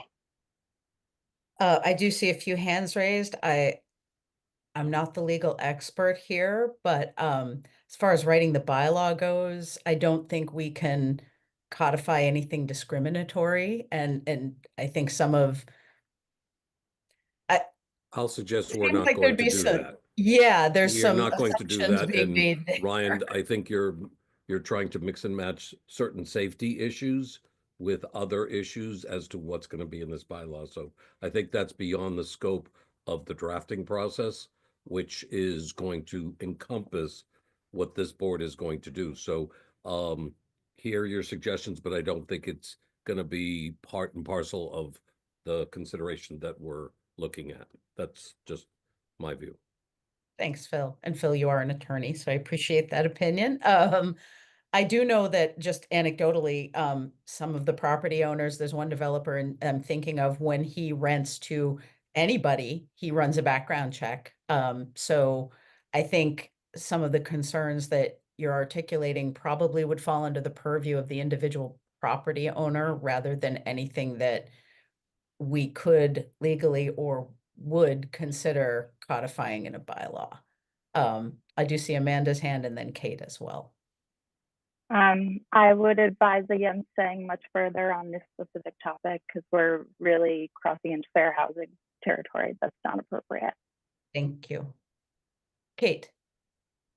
I'm just going to say thank you to Amanda for that, and I appreciate the discussion. Thanks. I echo Amanda also. That's the same. Thank you. So if we can to the other bylaw articles, I can address the next one is accessory apartments. So we've spoken about this at a couple of meetings now. There's a new state law that's changed the way towns are able to consider accessory apartments. We're rewriting our bylaw to replace the term accessory apartments with accessory dwelling units, ADUs, and we're changing the special permit that's currently required for issuance by the Zoning Board of Appeals to a similar to a site plan review, similar to EIDR, but we're calling it an ADU approval that's by the planning board. And it's essentially a site plan review that just makes sure that the proposed accessory dwelling unit meets the minimum standards. Those minimum standards are no more than 500 square feet to 900 square feet, or even less in rare cases where the existing house is less than 1,800 square feet, then the dwelling unit would be even less than 900. I don't think there are very many cases like that in Westwood, though. So essentially, assume it's a dwelling unit of between 500 and 900 square feet that does not change the single family nature of the home. There are some changes other than losing the special permit and changing the name. Right now, we have a requirement that the property owner must live on the property, either in the main home or in the accessory apartment. That's no longer allowed under the revised state law. So we'll be removing that. And then we're looking to change a requirement that's particular to the accessory apartments section of the bylaw and doesn't come up anywhere else. There's a prohibition on exterior staircases, which is kind of a little bit odd. And so we're reworking that a little bit to give the planning board discretion to review exterior staircases to make sure they don't change the nature of the home so that it still appears to be a single family dwelling unit with the accessory apartment. So that's a pretty simple article. It's making the changes that we're required to make and really not making any others. We're still only proposing one accessory apartment per single family residential unit. The new state law does give towns the right to have special permit processes for more than one. I don't think that's something we should take on, at least not now. I think we should do this in baby steps. I think that allowing one accessory apartment per single family home is more than sufficient to meet the needs of our community members. And if it ever is a need for something greater, we can always go back. Thank you. I see Phil's hand up. We'll start there. Yeah, Nora, just one quick question. Does that mean there's like a limit on egress and so you can't have exterior stairs that Yeah, that you just could- strikes me as really odd. Yeah, it is odd, and I don't know what caused that to go in. It's been hanging around since I think the 1980s. There might have been some particular construction of accessory apartment that someone didn't like the look of the stairs and they proposed a bylaw change. I haven't researched it to see where it came from exactly. But the requirement is the stairs have to be covered. So they wouldn't be exterior stairs. They would be exterior to the apartment, but they would not be visible as a staircase. Now, there are homes in Westwood, quite a few homes that have upper level decks and they have stairs from those decks down to the ground level. That's perfectly fine in any house in town, but right now, if that house has an accessory apartment, those stairs could not go to the accessory apartment. So we're tweaking the language a little bit on that to give the board discretion to review individual properties and decide what makes sense. You just described my house, so I found that very odd. Okay, thank you. Thank you. Sean? Yeah, and I was gonna say in my sleuthing, I discovered that the Needham bylaw has a similar requirement at this current point in time. I'm guessing it's not unique to our community. I'm open to loosening the requirement and maybe the discretionary approach is best here. I was gonna say, the one thing I might note is maybe we just make a determination that an open staircase that's on the front side of the house might not be as desirable from kind of a single family home appearance, if that's something we're seeking to maintain here. But certainly I have friends in other towns who live in accessory dwelling units off of rear staircases, and I don't see any issue with changing that. They certainly wouldn't want to prohibit that for someone, a homeowner who wants the freedom to be able to do that and it makes sense for their home. Yeah, so we're looking at in the current draft, which we'll review more at the hearing, we're looking at having it be prohibited except as specifically allowed by the planning board with a determination that it's not insensitive to the single family character of the home. Okay. I think that addresses it. All right, moving on, we have another bylaw that we also have discussed at previous meetings, and that is for changing the zoning designation, the underlying zoning designation of the Lambert's property on Providence Highway. It's currently zoned single residence B, and the proposal is to change that zoning to highway business B. So we have the article language that Dan Bailey had provided to you at a previous meeting, and we had our GIS specialist, Tal Zaslewski, start a draft proposed zoning map, and we have the draft of that map, and we're continuing to work on it. So that will be another very simply worded article because it really just changes the map. And then I think that's another article that needs some education. We have to explain to our community members why this would be a good thing. And I can tell you that one of the best reasons for it is to increase the value of that property and the tax dollars that come out of that property to the town, and also to allow a more concrete process for site plan review of the property over time. Right now, it kind of falls into a loophole where it's in a residential zone and it's all pre-existing non-conforming businesses. So it would be a better, more straightforward, clear process if it was handled like all other commercial properties in town. We also have a zoning bylaw article. This one is really just a reserve article for either zoning bylaw changes or zoning and map amendments related to the Mumford zone, the mixed-use multifamily residential overlay district. This is just a placeholder. We will advertise it in case our Mumford districts do not achieve full compliance with the MBTA community law. So we submitted our compliance application sometime in November. I don't remember the exact date, but we're still waiting for approval. Actually, I think it might have been the end of October that we. It was, I think it was even September or early October, sometime Okay, around I think then. it was October. But I think it was October. Yeah. But yeah, and we also then submitted after that our economic feasibility analysis. With this, It's very positive. I'm not sure if it explicitly was said earlier. The affordability requirement would not apply to Mumford because they have a restriction on it being 80% AMI. I don't know if I specified that earlier. But continuing in Mumford special permits as opposed to by right, you could still ask a developer to have lower thresholds. So the multifamily mixed-use residential overlay district bylaw changes are probably going to be dropped by the time we get to the FinCom public hearings. We're just holding it in case we don't achieve full compliance. We expect to hear from the state before the end of this month. We're very much hoping to hear before the end of the month because that's when our deadline is, December 31st. So we've reviewed our own submission and we believe it's compliant. It's been reviewed by the Attorney General's office and found to be compliant with state law. It's just a question of whether it achieves the full goals of the MBTA community law.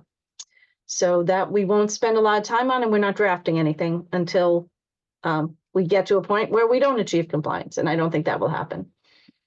Next article, this is one that you're going to hear for the first time tonight. There's a property that's being offered for sale. I don't know if it's actually posted yet, but it's anticipated to be offered for sale. And that's the Meditech property on East Street. It's been vacant for some time now. And we believe it is going to be offered as a property for sale and for redevelopment.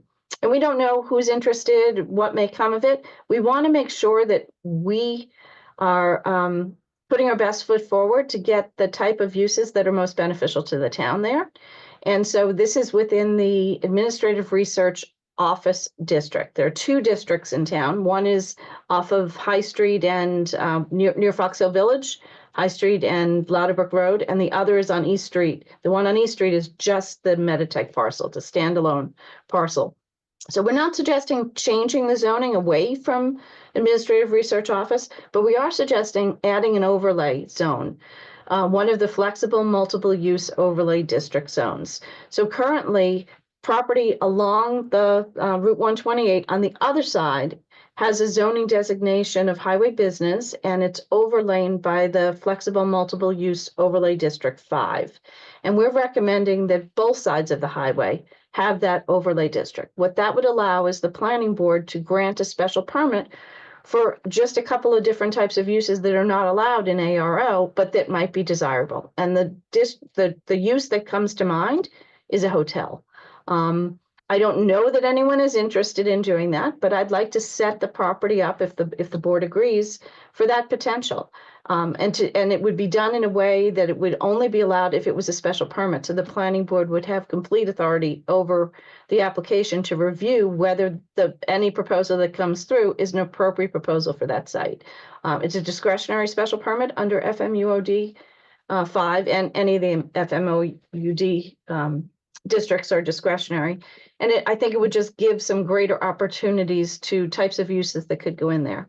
If we don't do that and it goes up for sale as its current zoning, it is somewhat limited in administrative research office. Right now, you can have obviously office, research and development, nursing home, assisted living, office of a healthcare professional, but not a medical clinic. And you still could not have a medical clinic if it was if there was an overlay district added. But this adds just a few other uses. If you look at our FMUOD section of the bylaw, there are other uses that could be compatible in this district. So something the board can decide if it's something you want to pursue or not. I just think it's an idea of putting our best foot forward. One of the most profitable uses to the town is a use that brings in hotel or meals taxes. And it also provides something that we lack here. And it's not just Westwood that lacks it, but many of the surrounding towns lack any significant hotels with conference facilities, wedding reception rooms. Something like that could work very well there. And it's a property that is very large, has a good screening between the edge of the property and the residential neighborhood near it on one side, and then on the other side is the highway.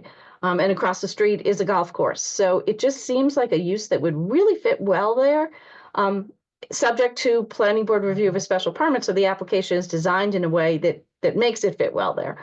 But it's just an opportunity that I'd like you to consider whether that's something that we would want to offer to a potential future user of that property. Thank you. Sean, I saw your hand go up. Start by saying I'm highly, highly supportive of a revenue opportunity if there's one that exists here, and particularly one that's going to be favorable to the town and that abutters won't find to be too much of an issue. A hotel seems great. My question kind of on the staff side is, do you think the FMUOD 5 as kind of written is the best equipped option for that, or are there other options that you'd like the board to explore? Looking at it, I thought that would be the best option with a tweak to the FMUOD 5 to add hotels. So we currently only allow hotel in, I think, FMUOD 1 and FMUOD 2. So 2 is Southwest Park, 1 is University Avenue, University Station area, which allows hotels. But 5, FMUOD 5, really just right now applies to the properties on the other side of 128. So it's the Shields MRI property, Cummings property, Public Storage, and I can't remember the other site. There are several properties on the other side of the street. They all have the general FMUOD uses, and they have interior like fast food, like in a cafeteria inside an office building is an allowed use. They do not have hotel as an allowed use. They have research and development, which is already allowed in the ARO district, so that's not really adding anything. But I would recommend adding hotel as an allowed use in FMUOD 5, so it would not only be applicable to the Meditech property if town voters thought that this was worthy of approving, but it would be applicable across the highway too on those other properties, where I think a hotel, if sensitively designed and reviewed by the planning board with a well-designed site plan, can be a very good use and does not really have negative connotations, or at least it doesn't in the hotels that we have had so far. We've had one that is very successful and one that is hoping to get off the ground very soon. Okay, thanks. Thank you. I think Kate had her hand up next. Do you want Amanda? Sure. Thank you. I was just going to add that it's not just the uses, it's also the dimensional standards. When you look at the size of this area and the parcels in this area, the ones for FMUOD 5 are appropriate in terms of what can be built there. Thank you. Yeah, thank you. I just wanted to also, I support it as well initially, primarily because it's a different workforce that we don't have jobs for right now. right? I love that it could be tax revenue for the town as well, but I would love to see local residents, you know, earlier in their careers with an opportunity to have some work of a different sort, possibly, in addition to some of our professionals who are in the hospitality field. I strongly support it, and thank you for bringing it to us. I appreciate it. Thank you. Phil? Yeah, I was just wondering, Nora, how big's the parcel, and is there any conservation or wetlands or anything that would have to be, that is So either it's about 15 acres, and this that big? for an FMUOD overlay district, I believe you have to have at least 5. So it's Mhm. well larger than would be needed. There is a conservation strip, what is commonly called a spite strip, that runs along the Elm Street side of the property that prevents driveways from cutting through. So you would not be able to go out onto Elm Street. The access would be off of East Street, which is, I think, what the planning board would be looking at anyhow. There's a 50-foot buffer required between the use and a residential district, which is pretty much what we have there now. And there's just a significant landscaped area that's already there. There's a large parking lot. There are ways that I can't say that the building could be reused, or if it would have to be replaced, I don't know. And again, there's no one who's looking at this use that I'm aware of. If the property has been listed, I haven't seen it hit the market yet, but I think it is going to soon. I have not spoken to the property owner, and I have not spoken to any potential users. Just looking ahead at properties in town and looking at uses that are compatible with Westwood, that seems like a use that would not only bring in revenue, but provide a resource to residents looking for places for their family and friends who are visiting to stay, and having, if possible, a conference center or wedding venue, which again, I think is a pretty good use for the town, and it seems like a good property. And what could happen if this is not something that the planning board supports, or if it's something the planning board supports and town meeting doesn't support, the property can still be redeveloped to the uses that are currently allowed in ARO. So it can be an office building, a research facility, a nursing home, an assisted living facility, a doctor's office. There are uses for it now. This just provides additional uses. I think it's a great idea. Thanks. Thank you. And I'm sorry, would you And mind thank you for running? the maps. That helped. That Yes. was very good. Thank you. Yeah, I was curious about the size of the parcel, and could you just, because I didn't want to go off my screen, could you just quickly run through the other potential allowable uses in FMUOD? Sure. Thanks. Sure.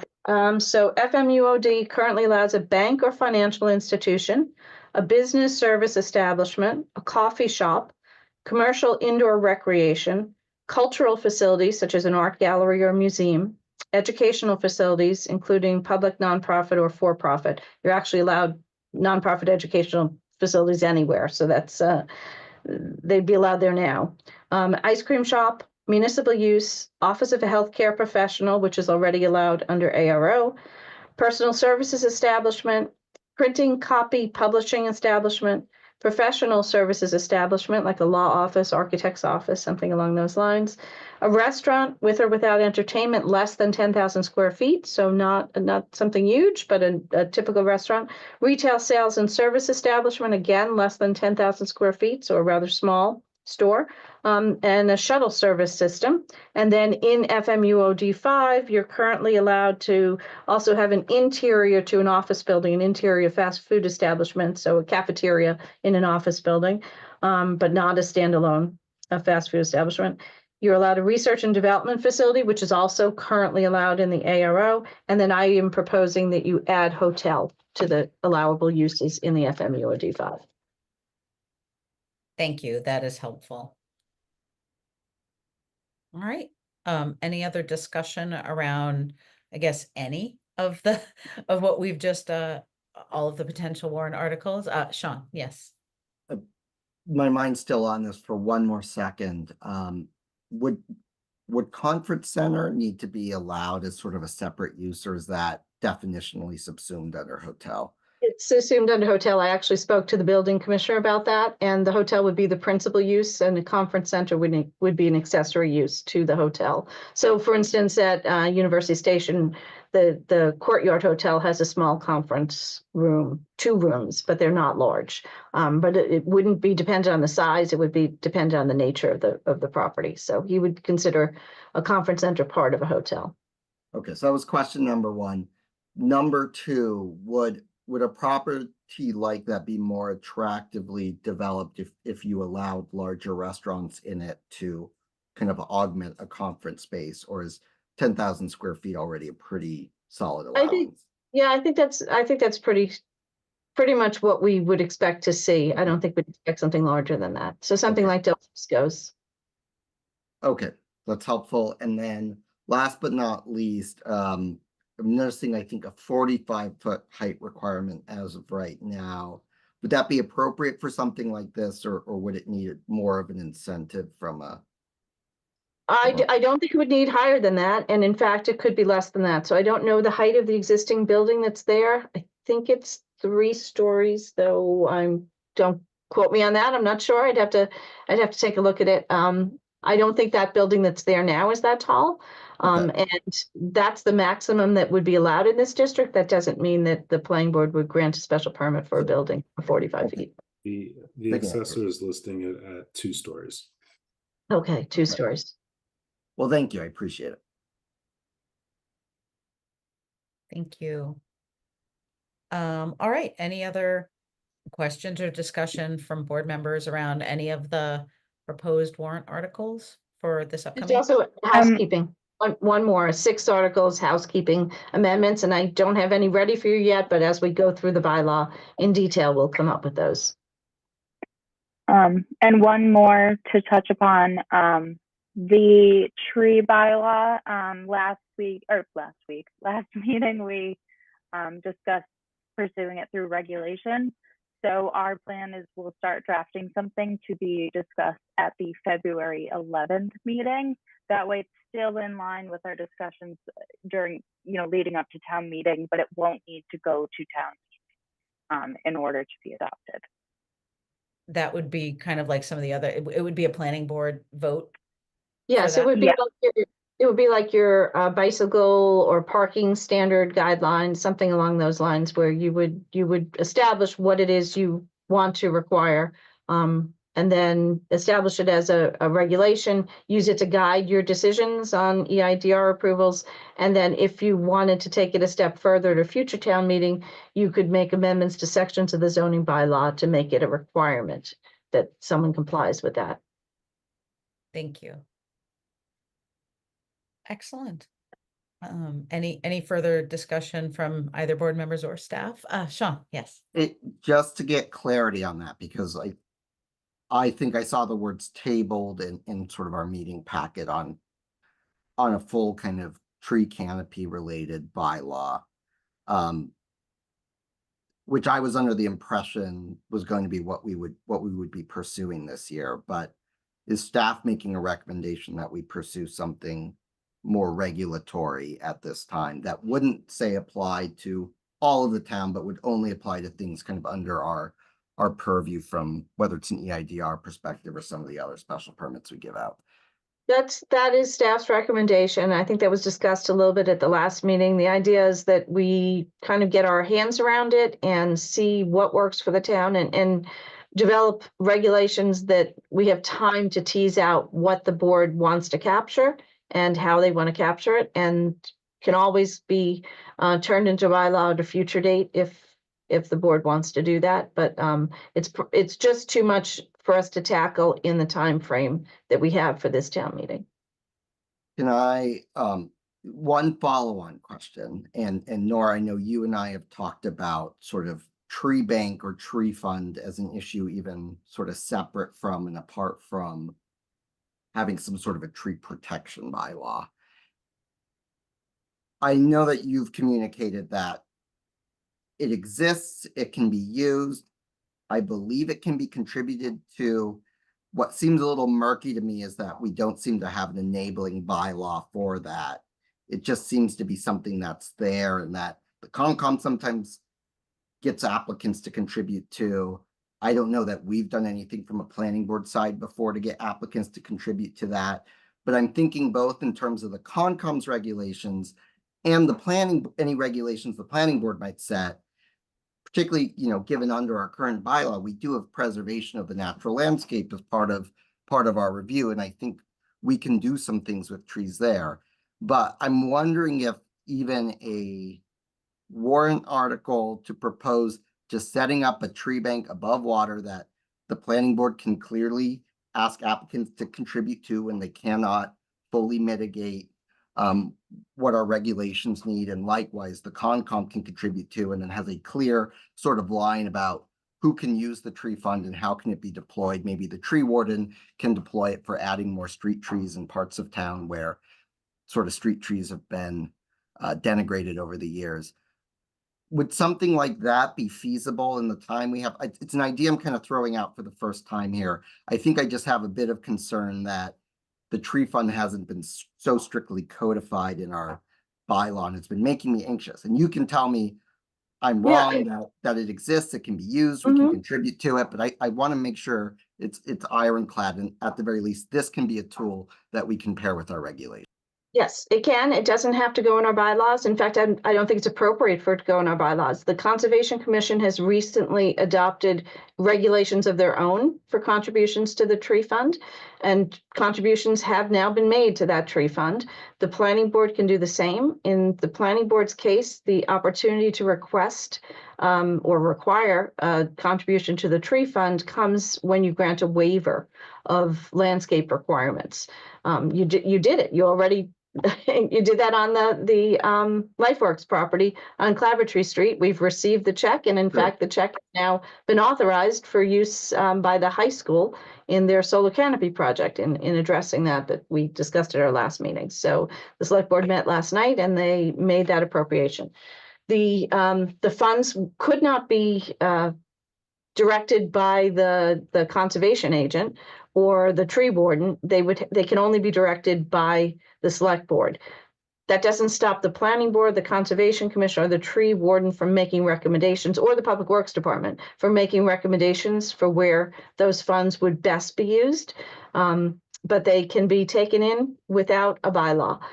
And something similar is affordable housing funding. So over the past maybe 10 years, there have been contributions from several different projects to affordable housing organizations, specifically to the Westwood Affordable Housing Associates from planning board projects. The Green Company contributed funds to Waha.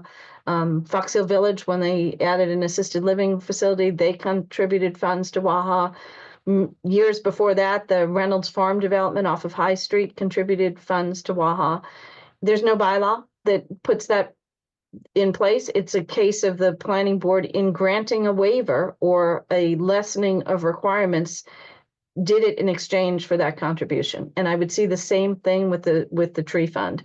I think by establishing guidelines, though, you are codifying how you're looking at that, where a contribution to the tree fund would be appropriate instead of landscaping, and where landscaping is not an option, or not a waiver of landscape is not an option. So you have opportunities to flesh it out more in regulations. I don't see any need to make it a bylaw. I'll also point out the sidewalk fund, which is something that the planning board also can require contributions to. That's addressed in regulations. It's addressed in our subdivision regulations, not in a bylaw. Okay. Keep thinking. Thank you. Phil? I'll call this 2.0A, because that's a lot of what I was thinking of in terms of waivers, Nora, that you were saying when I was mentioning the tree fund and everything else. I think this is a great idea. Very, very positive, very, very supportive of it. Thank you, Phil. Josh? Yeah, sort of reading between the lines with what Sean was saying, it sounded like there might be some hesitation with the fact that the select board has the disbursement sort of authority or purview over that. And Sean, I hope I'm not speaking out of turn here, but like I'm sort of feeling that's one component of it. I know the select board could delegate that authority to a different board or agent of the town, but I think to your point, that wouldn't be a bylaw. That would be like even a charter change or something along those lines. So again, they actually can't. So that comes from Department of Revenue. There's a Mass General Law that treats this. It's a revenue account. When the town receives funds by gift, donation, or otherwise, those funds are revenue funds. And in a town, it's only the select board that has the authority to appropriate revenue funds. So they can choose how they do that, and they can request a recommendation. So in the case of the use of sidewalk funds in the past, they've requested a recommendation from the planning board, and the planning board has always made a favorable recommendation. But I suppose if they made a negative recommendation, it's still the select board's decision how to appropriate the funds. And they could appropriate them from the sidewalk fund for sidewalks, from the tree fund for tree plantings, in whatever manner they think is appropriate. Though I think they would always ask the boards that are involved in the projects for their opinion. Yeah, and I think that makes sense, but at the same time, you can create a budget for any part of the organization, the town, right? Like the select board does that, or town meeting actually approves that, right? Every year, and a tree fund could be used to fund a specific budget. But again, I'm not caught up on that. I'm just sort of talking out loud around it. If you're saying that, that's in finance. Yeah. Cool. So town meeting has the authority to authorize expenditure of funds from certain sources, including tax dollars, including free cash, which is essentially the funds from the prior year that are turned over. There are other funding sources that the select board appropriates, and revenue accounts are just one of those. Then there are funds that the sewer commission appropriates.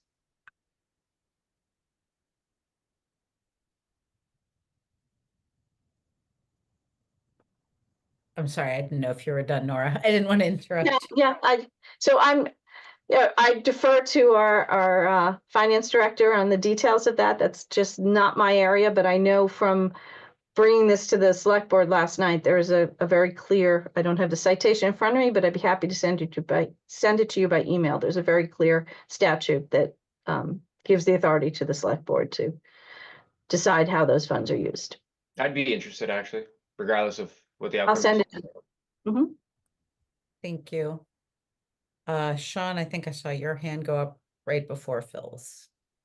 I guess I'll add one point to this, and it's I'm comfortable if the baby step here is the regulatory approach. I'm comfortable with it. It's the 2.0A as Phil described. I guess I want to make sure we don't find ourselves in a situation where the select board solely appropriates the funds for use as part of a municipal project where the town is the applicant.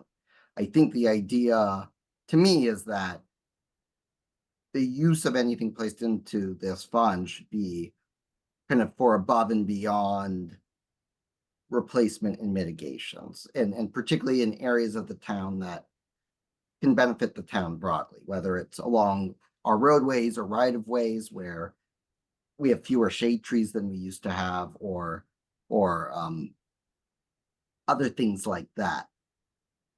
My impression from what you've said here is that none of that could be really specified, or could it be, in the way that we lay out our expectations for how contributions would be made to that fund. You can also push back and say, you know, no, we would want to let the town use the funds for municipal projects, but I don't know if you get what I'm getting at. Yeah. So I believe you can address that in the purposes of your regulations, and I believe the Conservation Commission can do the same in the purposes of its regulations. The majority of funds that go into a tree fund will be spent for street trees, because the majority of property throughout the town that's available for planting is in the right of way. That's town property. It's not a municipal project, but it's still town property, and that's where we would expect most of the trees to be placed. And that's why we started having a tree fund many years ago. There haven't been many contributions to it until recently.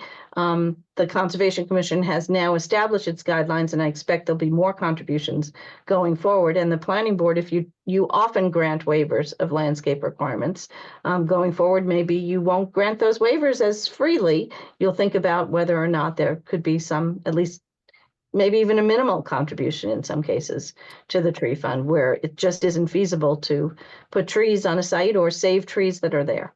But I would think in most cases, those trees will go on in right-of-ways on streets that lack enough trees. When we get a project before the town, whether it's a public project or a private project, the planning board strives to always increase the number of street trees. So I just see this as another opportunity to increase street trees in areas where there aren't current projects on streets in town that simply don't have very many trees. Some have more than others. Thank you. Phil?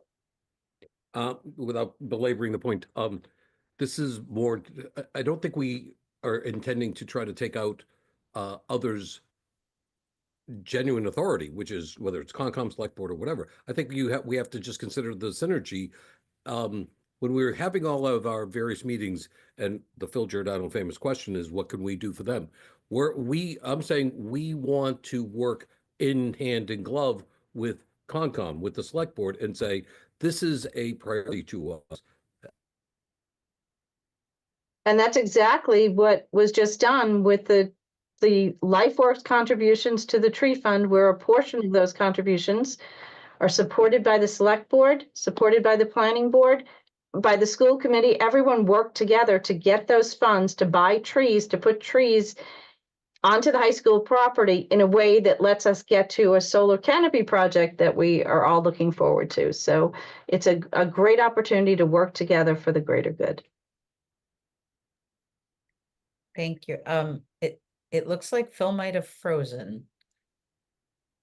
I think he's having some computer issues. I think you're right. All right. Well, hopefully Phil will be able to rejoin us. Yeah, I'm guessing he's going to drop off and come back in.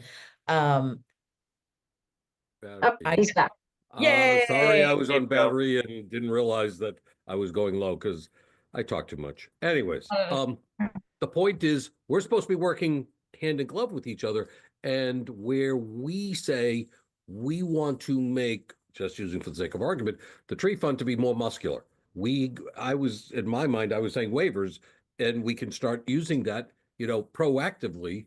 But we also have to recognize there are others that are going to have some, kind of overlapping thoughts, jurisdiction, whatever, and all work together. So that's when my battery zapped out. So that was my thought. Thank you. Any other conversation around the tree canopy regulations, the tree fund, any of that? Yes, Josh. Not exactly a tree fund, but I did have a question to see if the Select Board had made any discussion or any overt comments around the speeding regulation. They did not. So they opened their warrant at last night's meeting. They did not go through a list of articles. They did receive your letter, and they did not comment on whether they intend to pursue a bylaw or not. As I've mentioned in the past, I know this was taken up by a planning board, may have been in 2017 or 2018. I don't recall right now. And it was proposed to the Select Board at that time. And it hasn't gone forward. So that was, I think it was 2017. It was when the law first came into play. And I believe at that time, the police chief recommended against it. So it's now, you're proposed it to the Select Board and to the police chief again.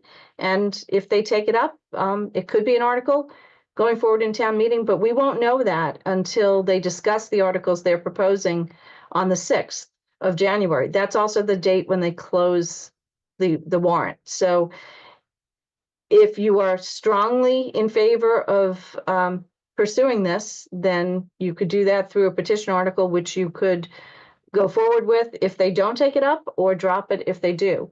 If they don't take it up, I imagine their reasoning for not taking it up is that it would not be supported by the police chief. And I do think it would be difficult, maybe not impossible, but certainly difficult to get an article approved by town meeting affecting speed limits that's not supported by our police chief. Thank you. Just curious, do we have any insight into what the hesitance was in 2017 as to why it wasn't supported? So I tried to do some research on that and I could not find anything in writing. My recollection is that the chief at that time thought it would be confusing to drivers and would require significant enforcement by the police department, which they were not prepared to undertake. I think at that time, there was also a thought of let's wait and see what other communities do and how it works in those other communities. So if it is something that either the select board proposed through a warrant article or a petition article goes forward, I think that experience in other communities would be significant to seeing whether it has improved those communities or not. But in the end, I do think that voters will also be looking for public safety officials to weigh in on whether they think it's a good idea.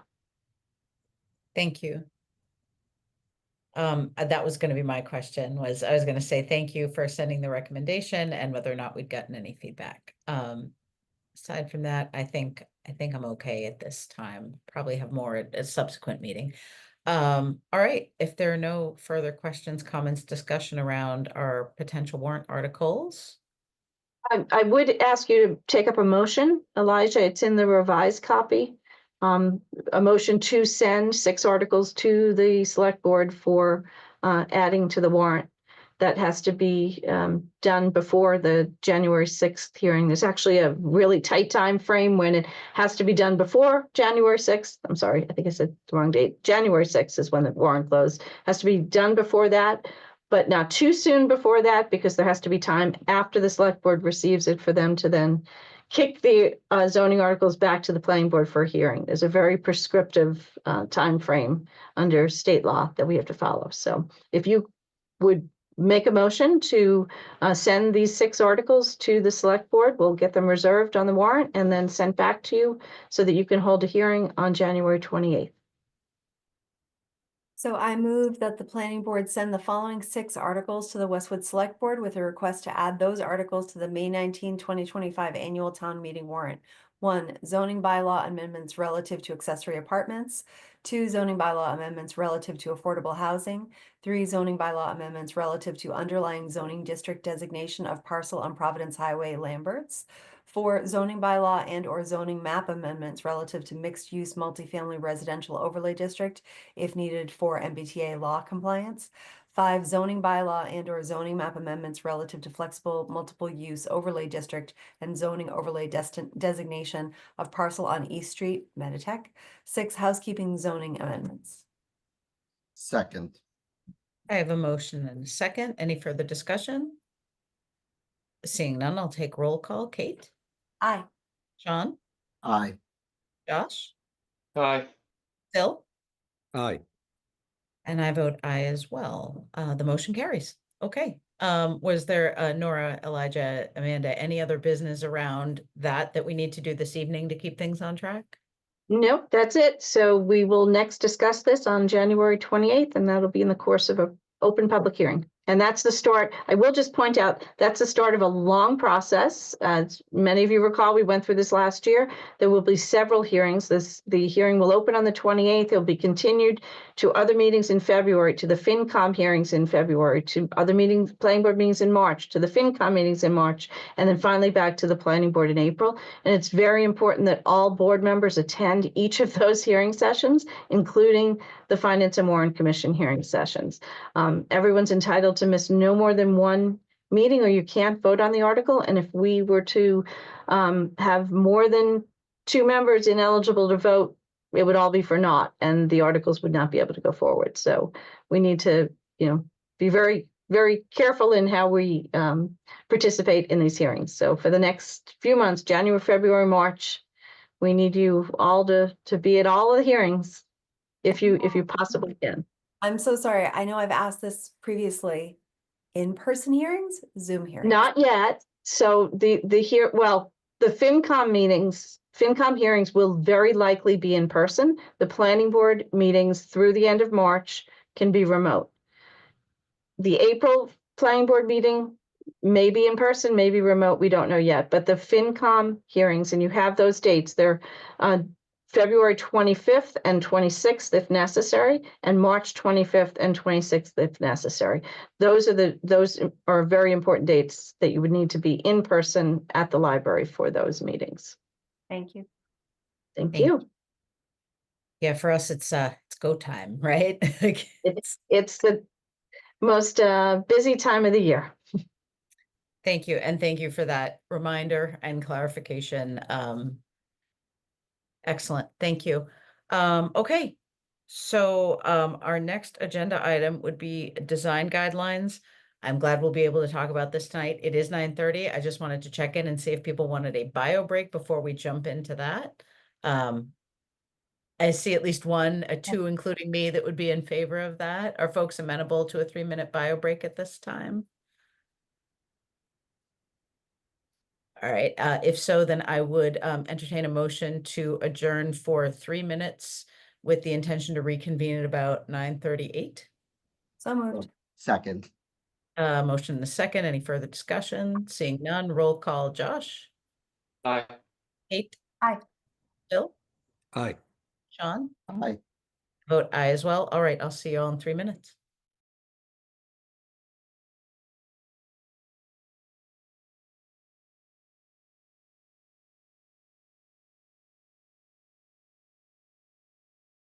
Board members back. So let the record show that we have reconvened at 9:39 p.m. All right.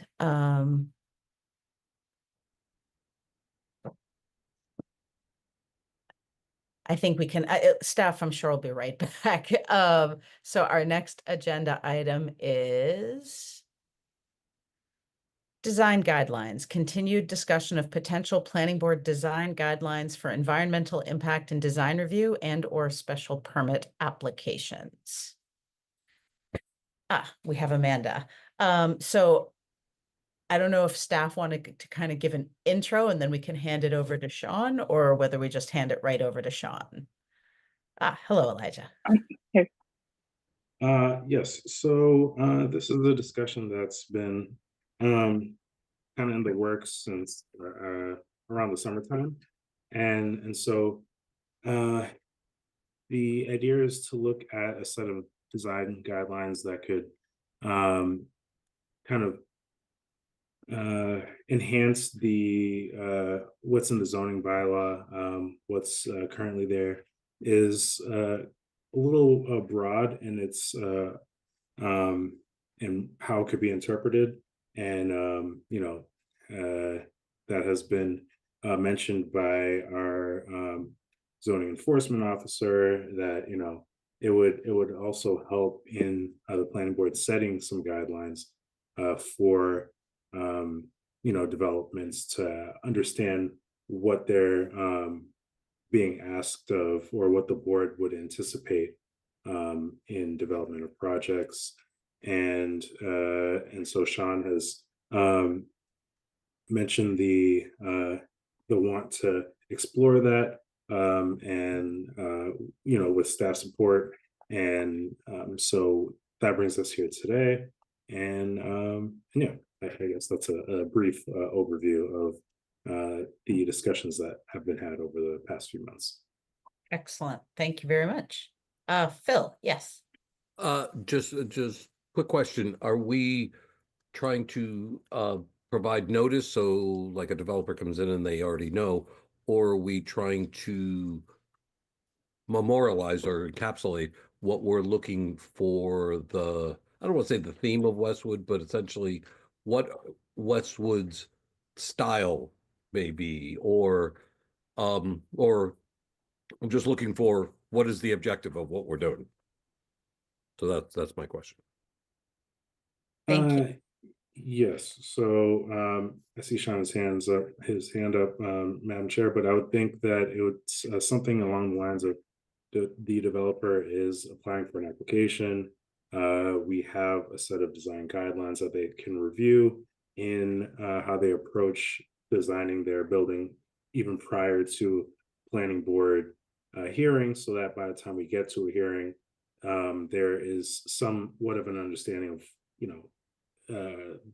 what's considered a look that the board would more likely be inclined to improve, as opposed to kind of fleshing it out through the hearing process. I would also add that one of the things that the task force should decide is, and the planning board should decide in terms of direction, is whether they're standards or guidelines, because those are very different things. So Amanda, standards, you took the words directly out of my mouth, because that was what I was just going to say. Is this something that's aspirational as compared to required? So that was. yeah. So that's something you'll have to decide, and obviously factoring in impact on applicants and things like that in that decision. Thank you. Okay, were there any other initial questions before we hear from Sean on his thoughts and / proposal? I'm not seeing any other hands. All right, Sean. Thanks. Don't keep the hand lowered. Thank you. And Phil, just to kick us off, that was a great question. And in some ways, the answer could be a bit of both. I think it's, as Amanda said, it's for the board to make a decision about scope and what we're driving towards. And I'll present one perspective, but I'm very, very open to having this conversation with all of you, and I want to hear what your thoughts are. So thank you, Madam Chair. Thanks, fellow board members.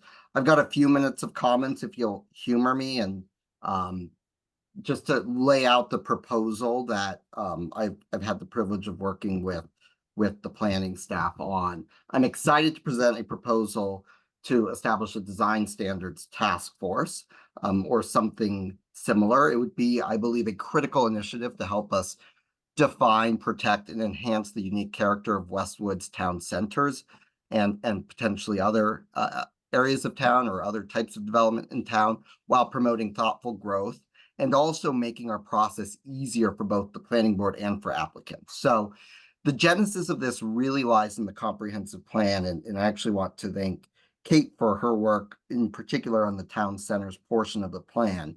And there's even an action item that shows up in the comprehensive plan multiple times over, but as it reads in the town centers portion of the plan, it says TC 12, consider formalizing the planning board design review process by establishing expanded standards for architecture, building orientation, materials, and site design to achieve the desired village and pedestrian centers. So that's the line from the comprehensive plan. It's repeated a few times throughout and in different sections, not just the town center section of the plan, but that was really the genesis of this proposal and what I started with when I brought this, when town staff and I were discussing this idea over the summer. There are certainly a number of objectives in the comprehensive plan that I think could apply to the process here as well. So that's the motivation for the proposal. I think we all want to ensure that any kind of new development that comes before the town really aligns with the community's values and aesthetics and the character of the town. Currently, we lack clear architectural guidelines or standards for our town centers, which I think runs a risk, perhaps not a huge risk, but a risk of leading to projects that feel out of sync with the character of the town or with what we're really trying to envision for our town centers as a whole, and sort of having this unified sense of a walkable pedestrian town center with the type of character we want to achieve. I think this gap creates uncertainty for both developers and the planning board, as well as residents who may worry what new projects will bring to their neighborhoods. And I think a well-crafted set of standards will give us the tools to promote visually harmonious and context-sensitive development, while ensuring enough flexibility to fit the needs of specific projects. And as Amanda alluded to, I think anything that we develop should certainly have enough flexibility to fit the needs of specific applicants and projects. The task force itself would ultimately be charged with whatever the planning board chooses to charge it with, but I think that should be producing primarily a draft set of either standards or guidelines, which the planning board would then ultimately need to review, discuss, potentially amend and approve. I think along with that, the task force could also make recommendations to the planning board on any zoning bylaw changes it feels may be appropriate for aligning aspects of our zoning and town center zoning and other relevant aspects with those standards or guidelines. And the planning board could consider those recommendations and choose whether or not to actually act on them. I think with guidelines or standards in place, we'll have a more consistent framework for reviewing projects. So it'll streamline our deliberations and reduce ambiguity. I think developers in turn will have clear expectations from the outset, which will encourage projects that fit more seamlessly into our community and drives us a little more closely to the type of rejuvenation we want to see in certain areas of town. Helps get us to better projects out of the bat, helps us get to better first drafts from the start. I think this clarity benefits everyone, reduces friction during project approvals, reduces the length of our meetings. It would allow applications to receive either town staff or third-party review against a clear checklist of standards or guidelines, and developers and reviewers could together work out many of the issues and kinks well in advance of our meetings. And this is a common procedure followed in other towns that have design guidelines and design standards in various stages of review processes. Let me quickly hit who I would envision being involved in this. And certainly town staff and I may have different perspectives here. I think the task force as proposed would be envisioned clearly as a collaborative effort, incorporating input from a wide range of stakeholders. So 1 to 2 planning board members, and then maybe a comfortable mix of residents, architects, commercial property owners, and then town staff serving in an ex officio capacity or in some other capacity. I think there's important reasons for including such a wide range. I think the presence of architects, builders, and or commercial property owners will help us ensure any standards are not going to be onerous or prohibitive to the type of revitalization I think any of us would want to see in Westwood, but also by engaging the community at every stage, whether it's including residents on the task force or having initial visioning sessions, public meetings throughout the process, public forums with neighbors to these areas and people from around town who are interested. I think we'd want to ensure that anything reflects the collective aspirations of the town and not the personal preferences of any individual. And I think it's about empowering Westwood residents to help shape the visual future of our town. I think, let me hit one more note, benchmarking this against other towns.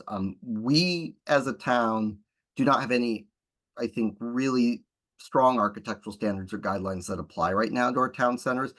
Other neighboring towns often do, whether it's through historic district commissions, which we don't have, or through design guidelines enforced through other boards, or even through the planning board. I think we risk falling behind those other similarly situated communities without having some sort of similar set of guidelines or processes in place.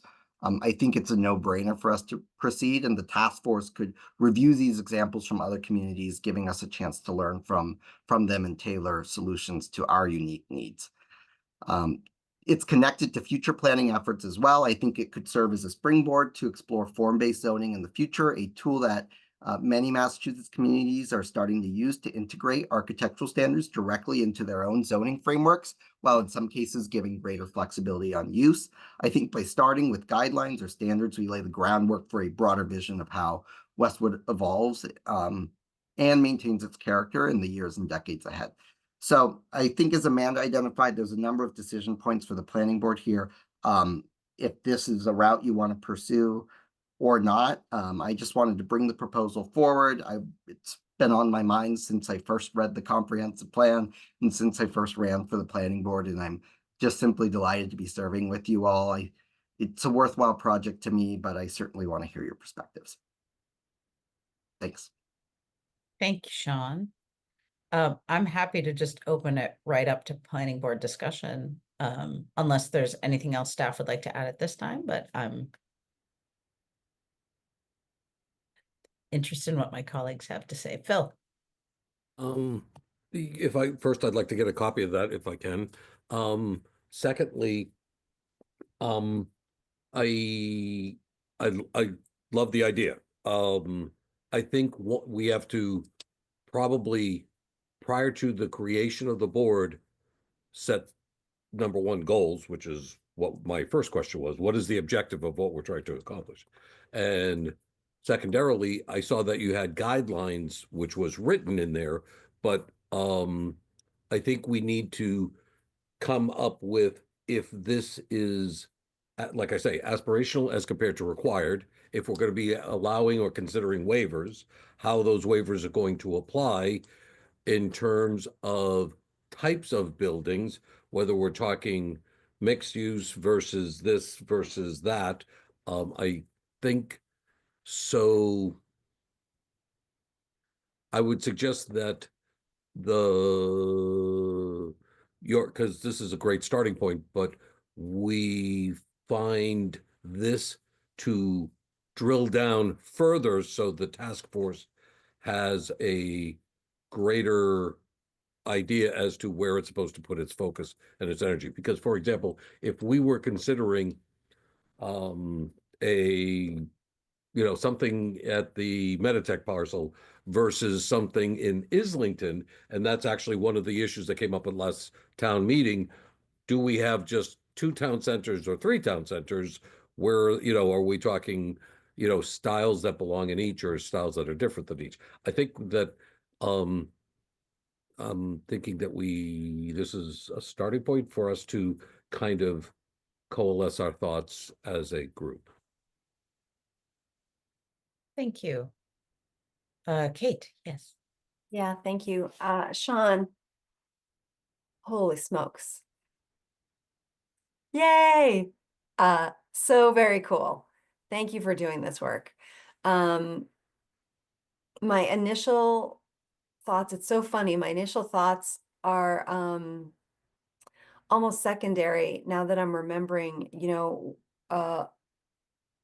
more about what we hear from folks in Islington, primarily because I'm Islington adjacent, or I'd say I'm in Islington, but some people would say that I'm not, about the differences between High Street and how that's treated and how Islington is treated.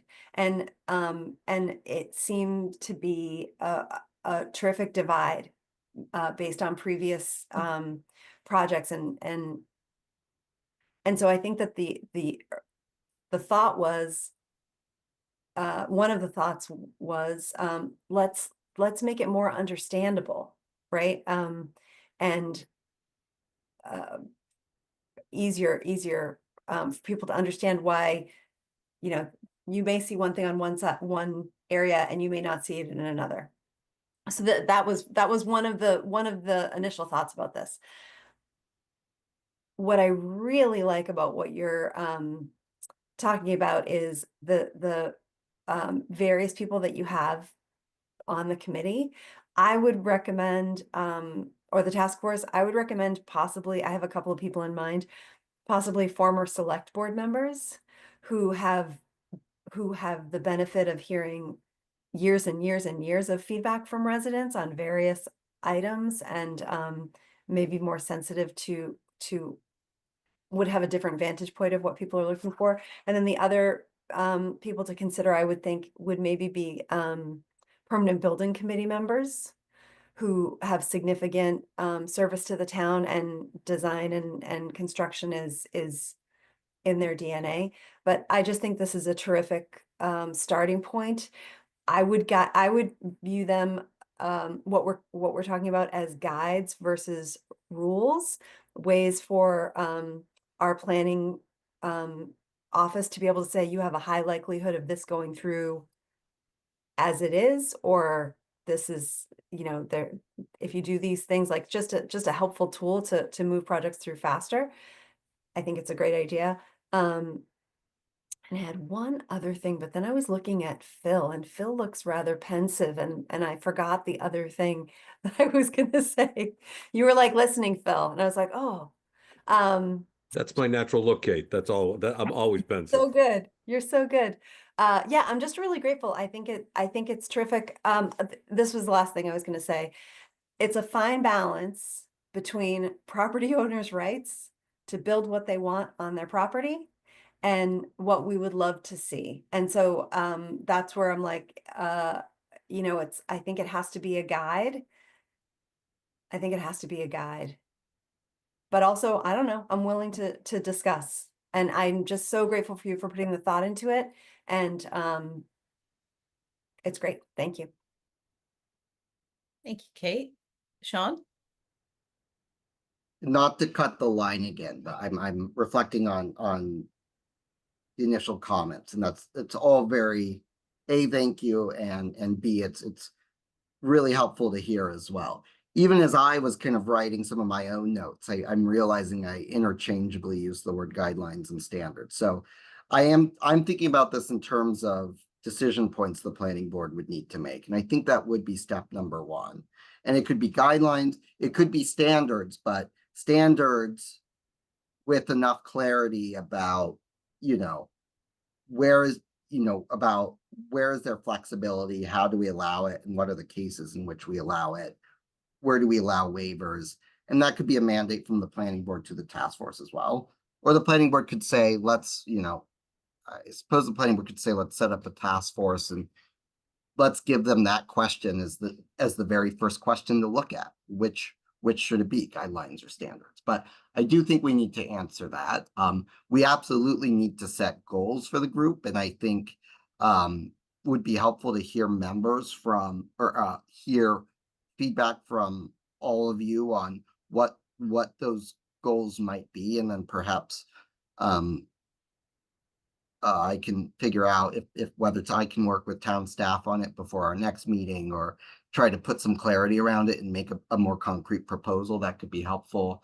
And then I think scope of it's important as well, because I think when I was talking with Nora about this over the summer, we even considered, somewhere down the line, there's opportunities for rejuvenation and redevelopment off of Route 1. And it's not really properly an area or a strip that we've ever maybe called a town center in and of itself. And it might not apply, it might not fall under some of the current areas of our zoning bylaw that would enable this, but it might want to be a process that we transfer to that area down the line if there's something different or more or better we want to see there. So I think we could also think about, where are the chunks? Where do we want to start? Do we want to start with our 3 town centers, High Street, Islington, and University Ave? And then, maybe if we're learning lessons along the way and things are working well, we can apply those learnings to other areas. We can be a bit more incremental.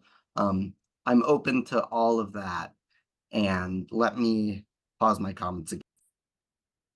Thank you. Oh, I saw Josh's hand up next. Yeah, I think your last comment about like prioritizing where we're defining these standards or guidelines, right? And I think that's a bit semantics, right? Like for me, standards mean like you must, but like you can have a design standard that is not binding in a regulatory sense, for sure.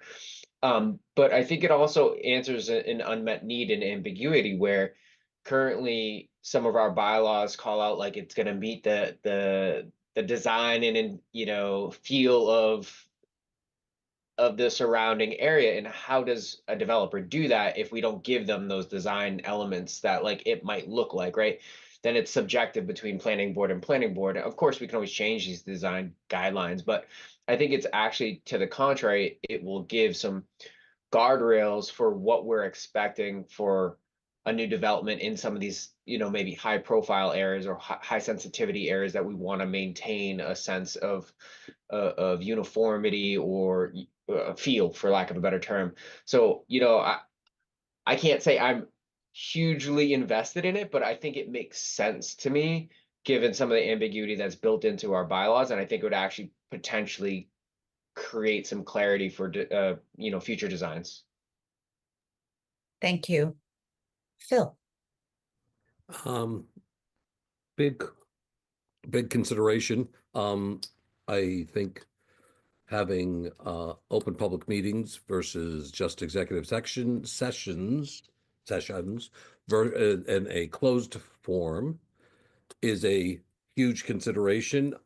There is what I consider to be a constant refrain that residents don't know what's going on, and they feel that lots of things get done, and then it's a fait accompli, and the train, as I've said before, the train is way down the station, and lo and behold, all of a sudden it's being foisted upon the town. So I am a big big advocate of avoiding that in this process. Thank Couldn't you. agree more. Yeah, I'll jump in unless I see another hand go up. I am thrilled that we're discussing this. I'm thinking back to the early days of the Islington Center redevelopment, and I will make a point here. But the initial design that the developer brought forward was not one that the residents were super receptive to. It didn't, in my opinion, this is my opinion, it didn't really fit the neighborhood. It didn't look like it was a New England town, quaint, and that's what we were hearing we wanted. And because of a lot of resident input, over a couple of years, we ended up with what we have now, which I think is far more in keeping with the village feel and what people were looking for. If we had had some sort of roadmap about the kind of things that our community is looking for, we probably could have avoided that initial design and perhaps some of the consternation that came out of the reaction to that initial design as being not really correct for that area. So I think I agree. I think if we come up with a set of, this is the kind of thing that we as a community are looking for in these areas, I think that would be hugely beneficial on a lot of levels. I think it could really expedite some things, not just for the sake of it, but again, I think it could, people will come in with designs that are more in keeping with what we hear people are looking for, and it'll save time and money for the developer as well. So I see that all as a win. And I agree about what Phil was saying about the public input, because again, going back to Islington Center, a lot of that, as I recall, was guided by resident input. So I'm excited about putting together the task force, but I think whatever input comes out of the community is going to be equally, if not more important than whatever the design group comes up with. So I'm supportive of putting together something, and I agree the meetings, as many as possible, should be public sessions. That's what I've got right now. I'm sure I'll have more thoughts. Kate. Yeah, thank you. I do just want to say I'm appreciative of public sessions. I do just want to make sure that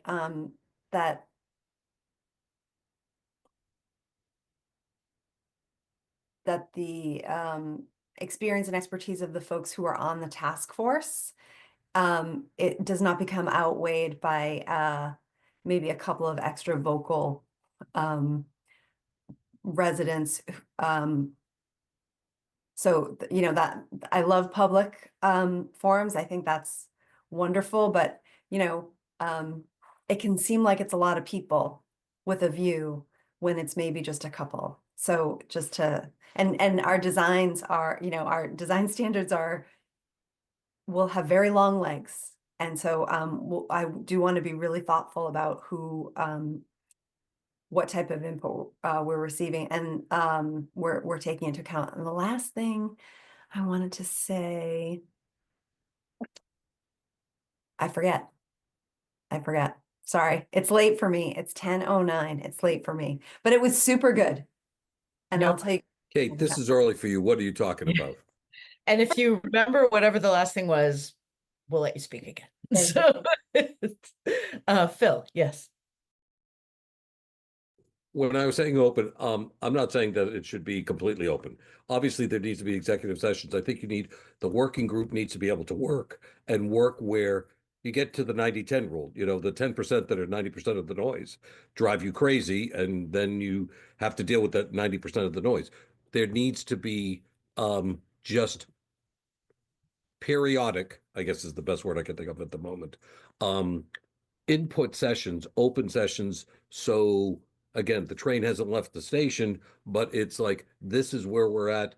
Give us some feedback, and then we continue. It's a task force or a working group, and that means it also has to do work. So I'm just saying that I think that alleviates some of that bubbling with the kettle has is all kept to a boil and then it could explode. So but I hear what you're saying, Kate, and I agree with it.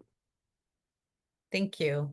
I think I saw Sean and I'll then defer to Kate first. Kate first. Okay. You remember Before I lose the thought, my thought was this, it's an opportunity for a developer to show goodwill in advance, right? So should they need a waiver of any sort, but they've been able to look at what we're looking for and comply, possibly even at a greater cost, like chances are whatever we're going to ask for will possibly involve a greater cost for them. Like I think that's something to just consider, right? Our design guidelines are likely to create a more costly project. I don't know, but we have really good taste, and good taste sometimes costs money. But that's all I'm saying is we're giving them an opportunity to show goodwill before they need to ask us for a waiver for anything, which I like. Thank you. Sean, I think you had your hand up. Yeah, now I'll both respond to what Kate just said before I have a question for town staff. I absolutely agree with that. We do have good taste, and one of my views is, yeah, there are certain standards that will box designers in, developers in, and certainly add cost. That's going to come with the territory of doing something like this. But I'm also hoping that we're providing some goodwill in the other direction by laying out our expectations a little more clearly up front, because as we all know, a huge portion of the costs in the design process for anything comes down to the permitting and dealing with boards like ours and the back and forth and being unclear about the expectations. So I'm hoping we can get to a little more win-win sometimes, and then hopefully whatever, I think that would be an objective that I'd want the task force to have, is to say, build something with enough flexibility or room for waivers in it that when a particular project with certain circumstances really can't meet a specific parameter, we can accommodate that and have an avenue for accommodating that. And then I had back to kind of Phil's comments, or more broadly, the discussion about how we conduct these meetings and the public input. I'm a big believer that you've got to include residents at many steps of the way, and you've got to include stakeholders, and the residents are stakeholders in this at every step of the way to make this a project that makes sense for the town. I'm open to both models where every meeting conducted under this is a public meeting. I'm also open to models where we have visioning sessions up front, survey in the middle, lots of neighborhood specific forums and engagement that give as many opportunities for residents to voice what they feel as possible, and to have it incorporated and let them feel heard. My question for staff is, what are our obligations under open meeting law in setting something like this up? Because we are setting it up as an open meeting body ourselves, I thought I was under the impression that all the meetings of this task force would have to be open as well. Not necessarily, they don't all need to take public comment, but they have to be open at least. Is that right? Yes, if more than two members or more than one member, so even if two members of the board or any other people are appointed to this task force, the meetings have to be open public meetings. They have to be posted on the website 48 hours in advance, and they have to be minutes taken. So just clarify one more time, even if it was one member plus an architect and a former select board member and et cetera, it would need to still be posted. Yep, correct. Yes. Okay.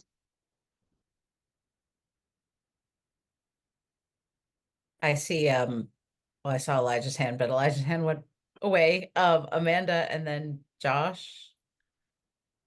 Yeah, so I want to address a few of the things that Sean brought up. So first and foremost, in terms of collecting public input, community development 101, always start with resident feedback. If the group starts with a specific intention in mind, then it's not really a public process. It should come from what the community wants, and then it's the task force job to shape that into something that's workable. Second of all, just to elaborate on what Nora said, it doesn't necessarily have to be recorded, but like as long as minutes are taken, it has to be publicly available, accessible to people to either watch or attend if it's in person. And there was a third thing, but now I'm drawing a blank. So that's all I got. Thank you. Josh, I saw your hand up. Yeah, actually wanted to double back in terms of the costliness. You know, in my experience, depending on the phase of the project, you're talking about anywhere from 10 to 100-fold increase of the project. It makes so much sense to just set the expectation up front. Yeah, like it might be nicer finishes or whatever, but I think most developers are going to want to know that instead of spending the money revising a plan and revising a plan and coming to the boards multiple times. I think that's all I'll say about that. But I think everybody's point here is that it sounds like there is benefit here, and just how we do it is sort of the crux of the matter. Thank you. Yeah, I'm hearing, it sounds like there's consensus, there's a benefit to doing something. And then just some maybe discussion needed around what exactly that, some of the details, but that the concept is something that it feels like there's board member support for. I'm seeing some nods. No one's saying I'm wrong. So yes, Sean. I think in the interest of moving it forward, I'm happy to entertain a longer discussion of it tonight if there are comments that, Madam Chair, if there are comments that my fellow board members have on, or yourself on goals or objectives, certainly take those. I might propose as a next step at the very least that, given sort of the milieu of the input here, that whether I'm permitted to do it or town staff are permitted to do it, we take some of this and concretize this a little bit towards something that looks a little bit more like a motion that would establish something. I think it'll be easier for some of us to even look at a motion and a motion that spells out objectives and the shape of a task force, and have some of that debate at a meeting with that language in front of us. That's just my perspective. I don't know how others feel, or alternatively, I welcome town staff's recommendation on what the next steps might be. Been around the block a little more than me on things like that. Thank you. Yeah, so I think this is the first meeting where you've been able to have a discussion, so we could make sure that we have something by the next meeting for you to vote on. That sounds reasonable to me. And then that would give us time to see a fleshed out, you know, some suggestions about how to move forward with this. But I think this initial, like, Sean, thank you for putting the time into putting down so much on paper and putting so much thought into this and kickstarting this conversation, because I do personally think it's really important, and I see a lot of benefit to having some guidance for our developers.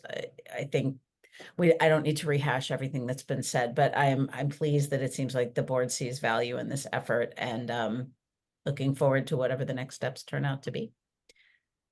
Do we need to take any action tonight, or is the discussion kind of tasking town staff with, and or Sean with writing up something else? Is that sufficient?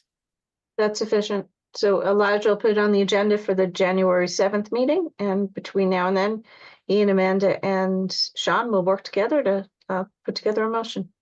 Excellent. I see two more hands, Josh and then Phil. I was just going to say there's some a comment in Q&A. I don't know if we want to read it. Okay, thank you. I will, but Phil, before I'll go to just you. quickly, Sean, you mentioned you had either samples or you had saw or researched other towns. I'd love to see those also. Just little, sometimes it's nice to know what others have done to guide you on your journey. And Madam Chair, if I may. Absolutely, yes. I certainly, and let me see if I can even pull things into one place. What I'll say in short, Phil, is there's a diversity out there. There is, I think, the good, the bad, and the extremely vague. So no need to filter. I can I don't need someone to assess. That's what I do for my life. But I'll make one interesting coda really quickly, which was I was doing some sort of archival research a few weekends back.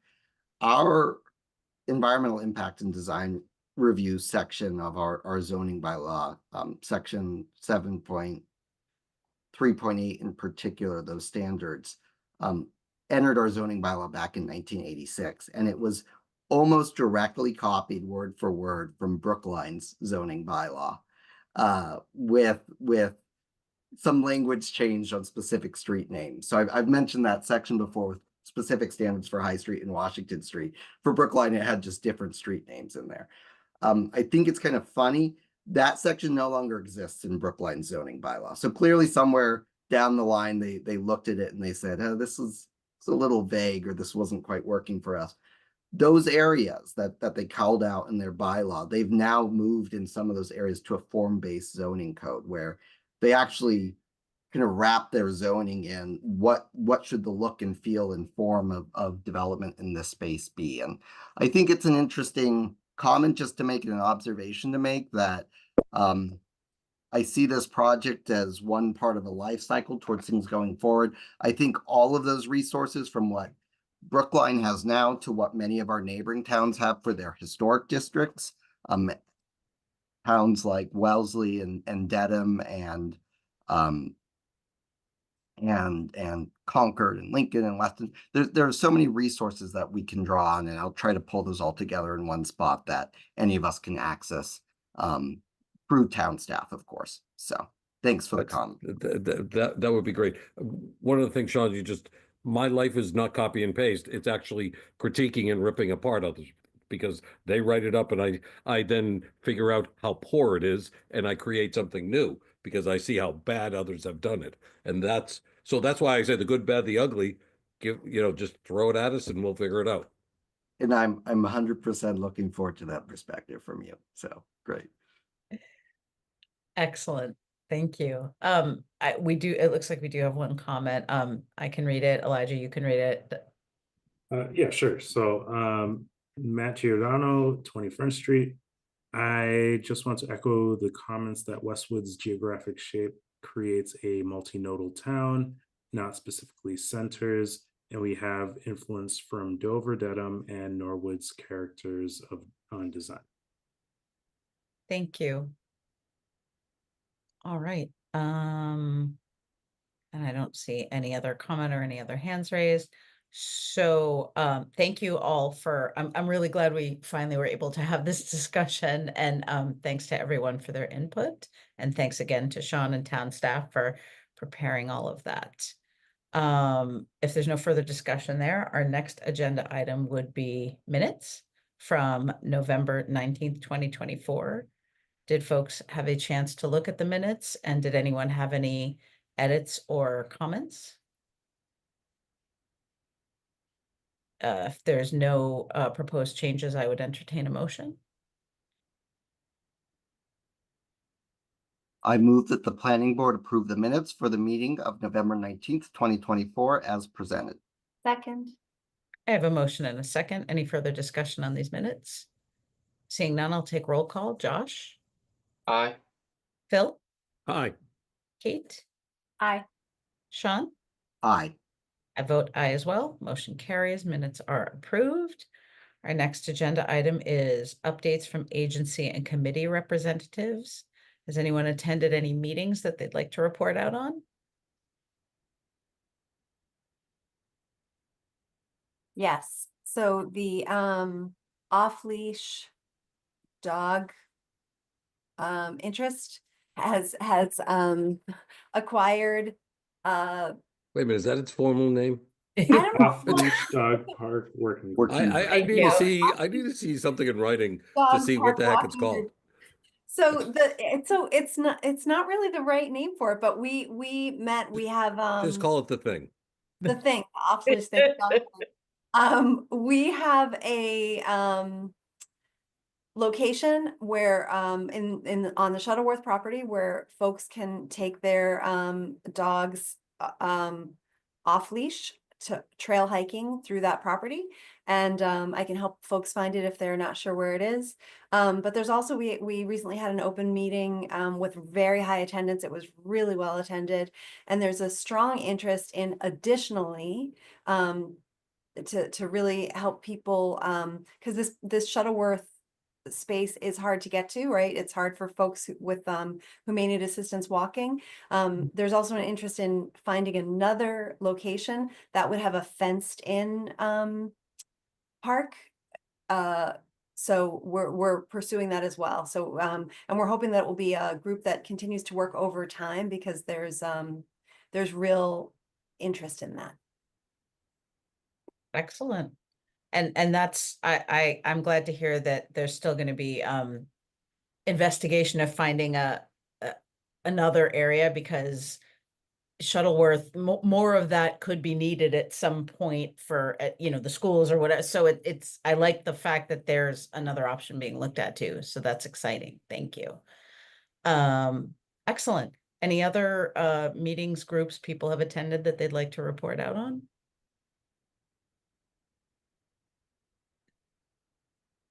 I'm not seeing any hands. We did have a meeting of the Canton Street Project Working Group. I don't remember the exact date right now. The group we discussed the traffic study, and we did take a vote. The group did vote by majority to recommend that the select board move forward to a 75% design with the remaining funds that have already been allocated. And so to look at to kind of further refine the 25% design that's already been done, and to also look at some other options that had been discussed earlier that hadn't really been vetted fully, and that there was still some interest in, both from some of the members of the working group and the community. So that's exciting news.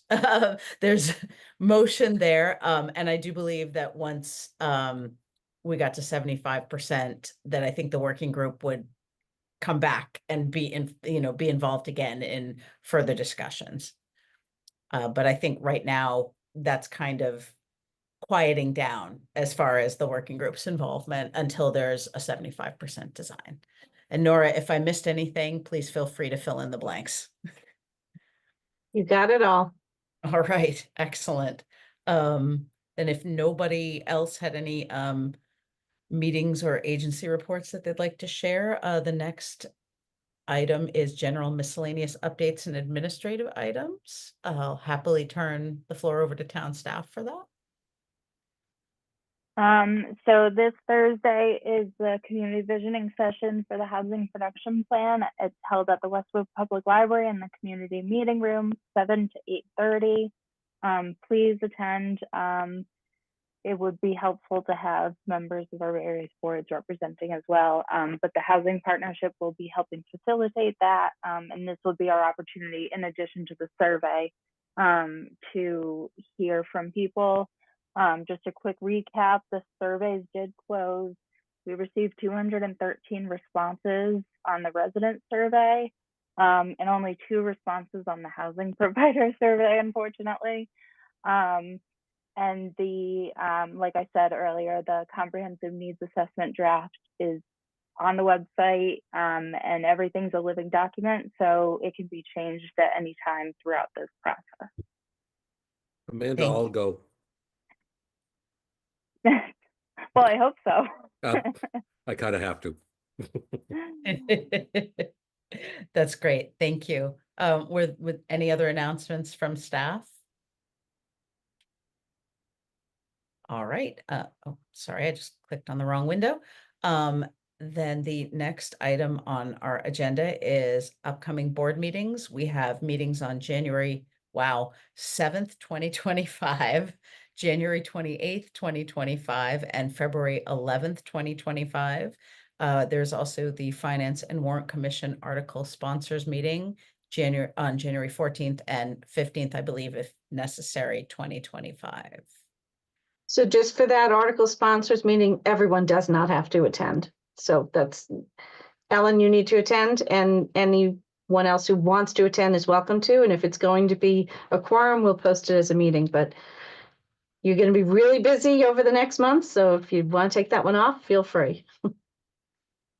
Thank you.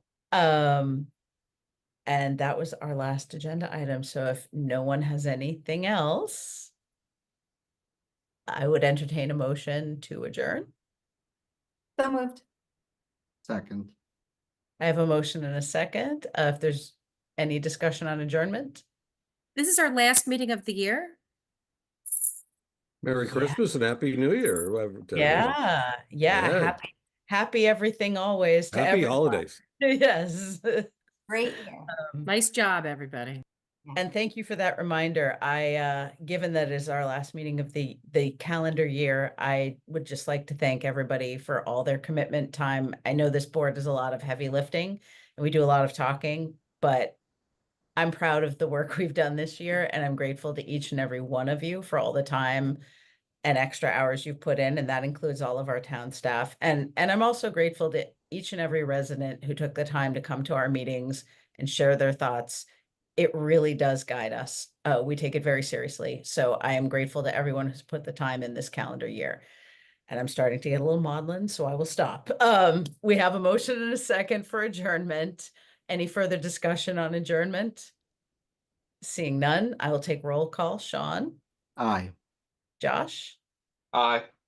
Phil, Aye. Kate. Aye. I vote aye as well. We are adjourned. Thank you all. Happy Have a great holidays. Good night. Take holidays. care. Happy New Happy Year. holidays. Bye, everyone. Bye.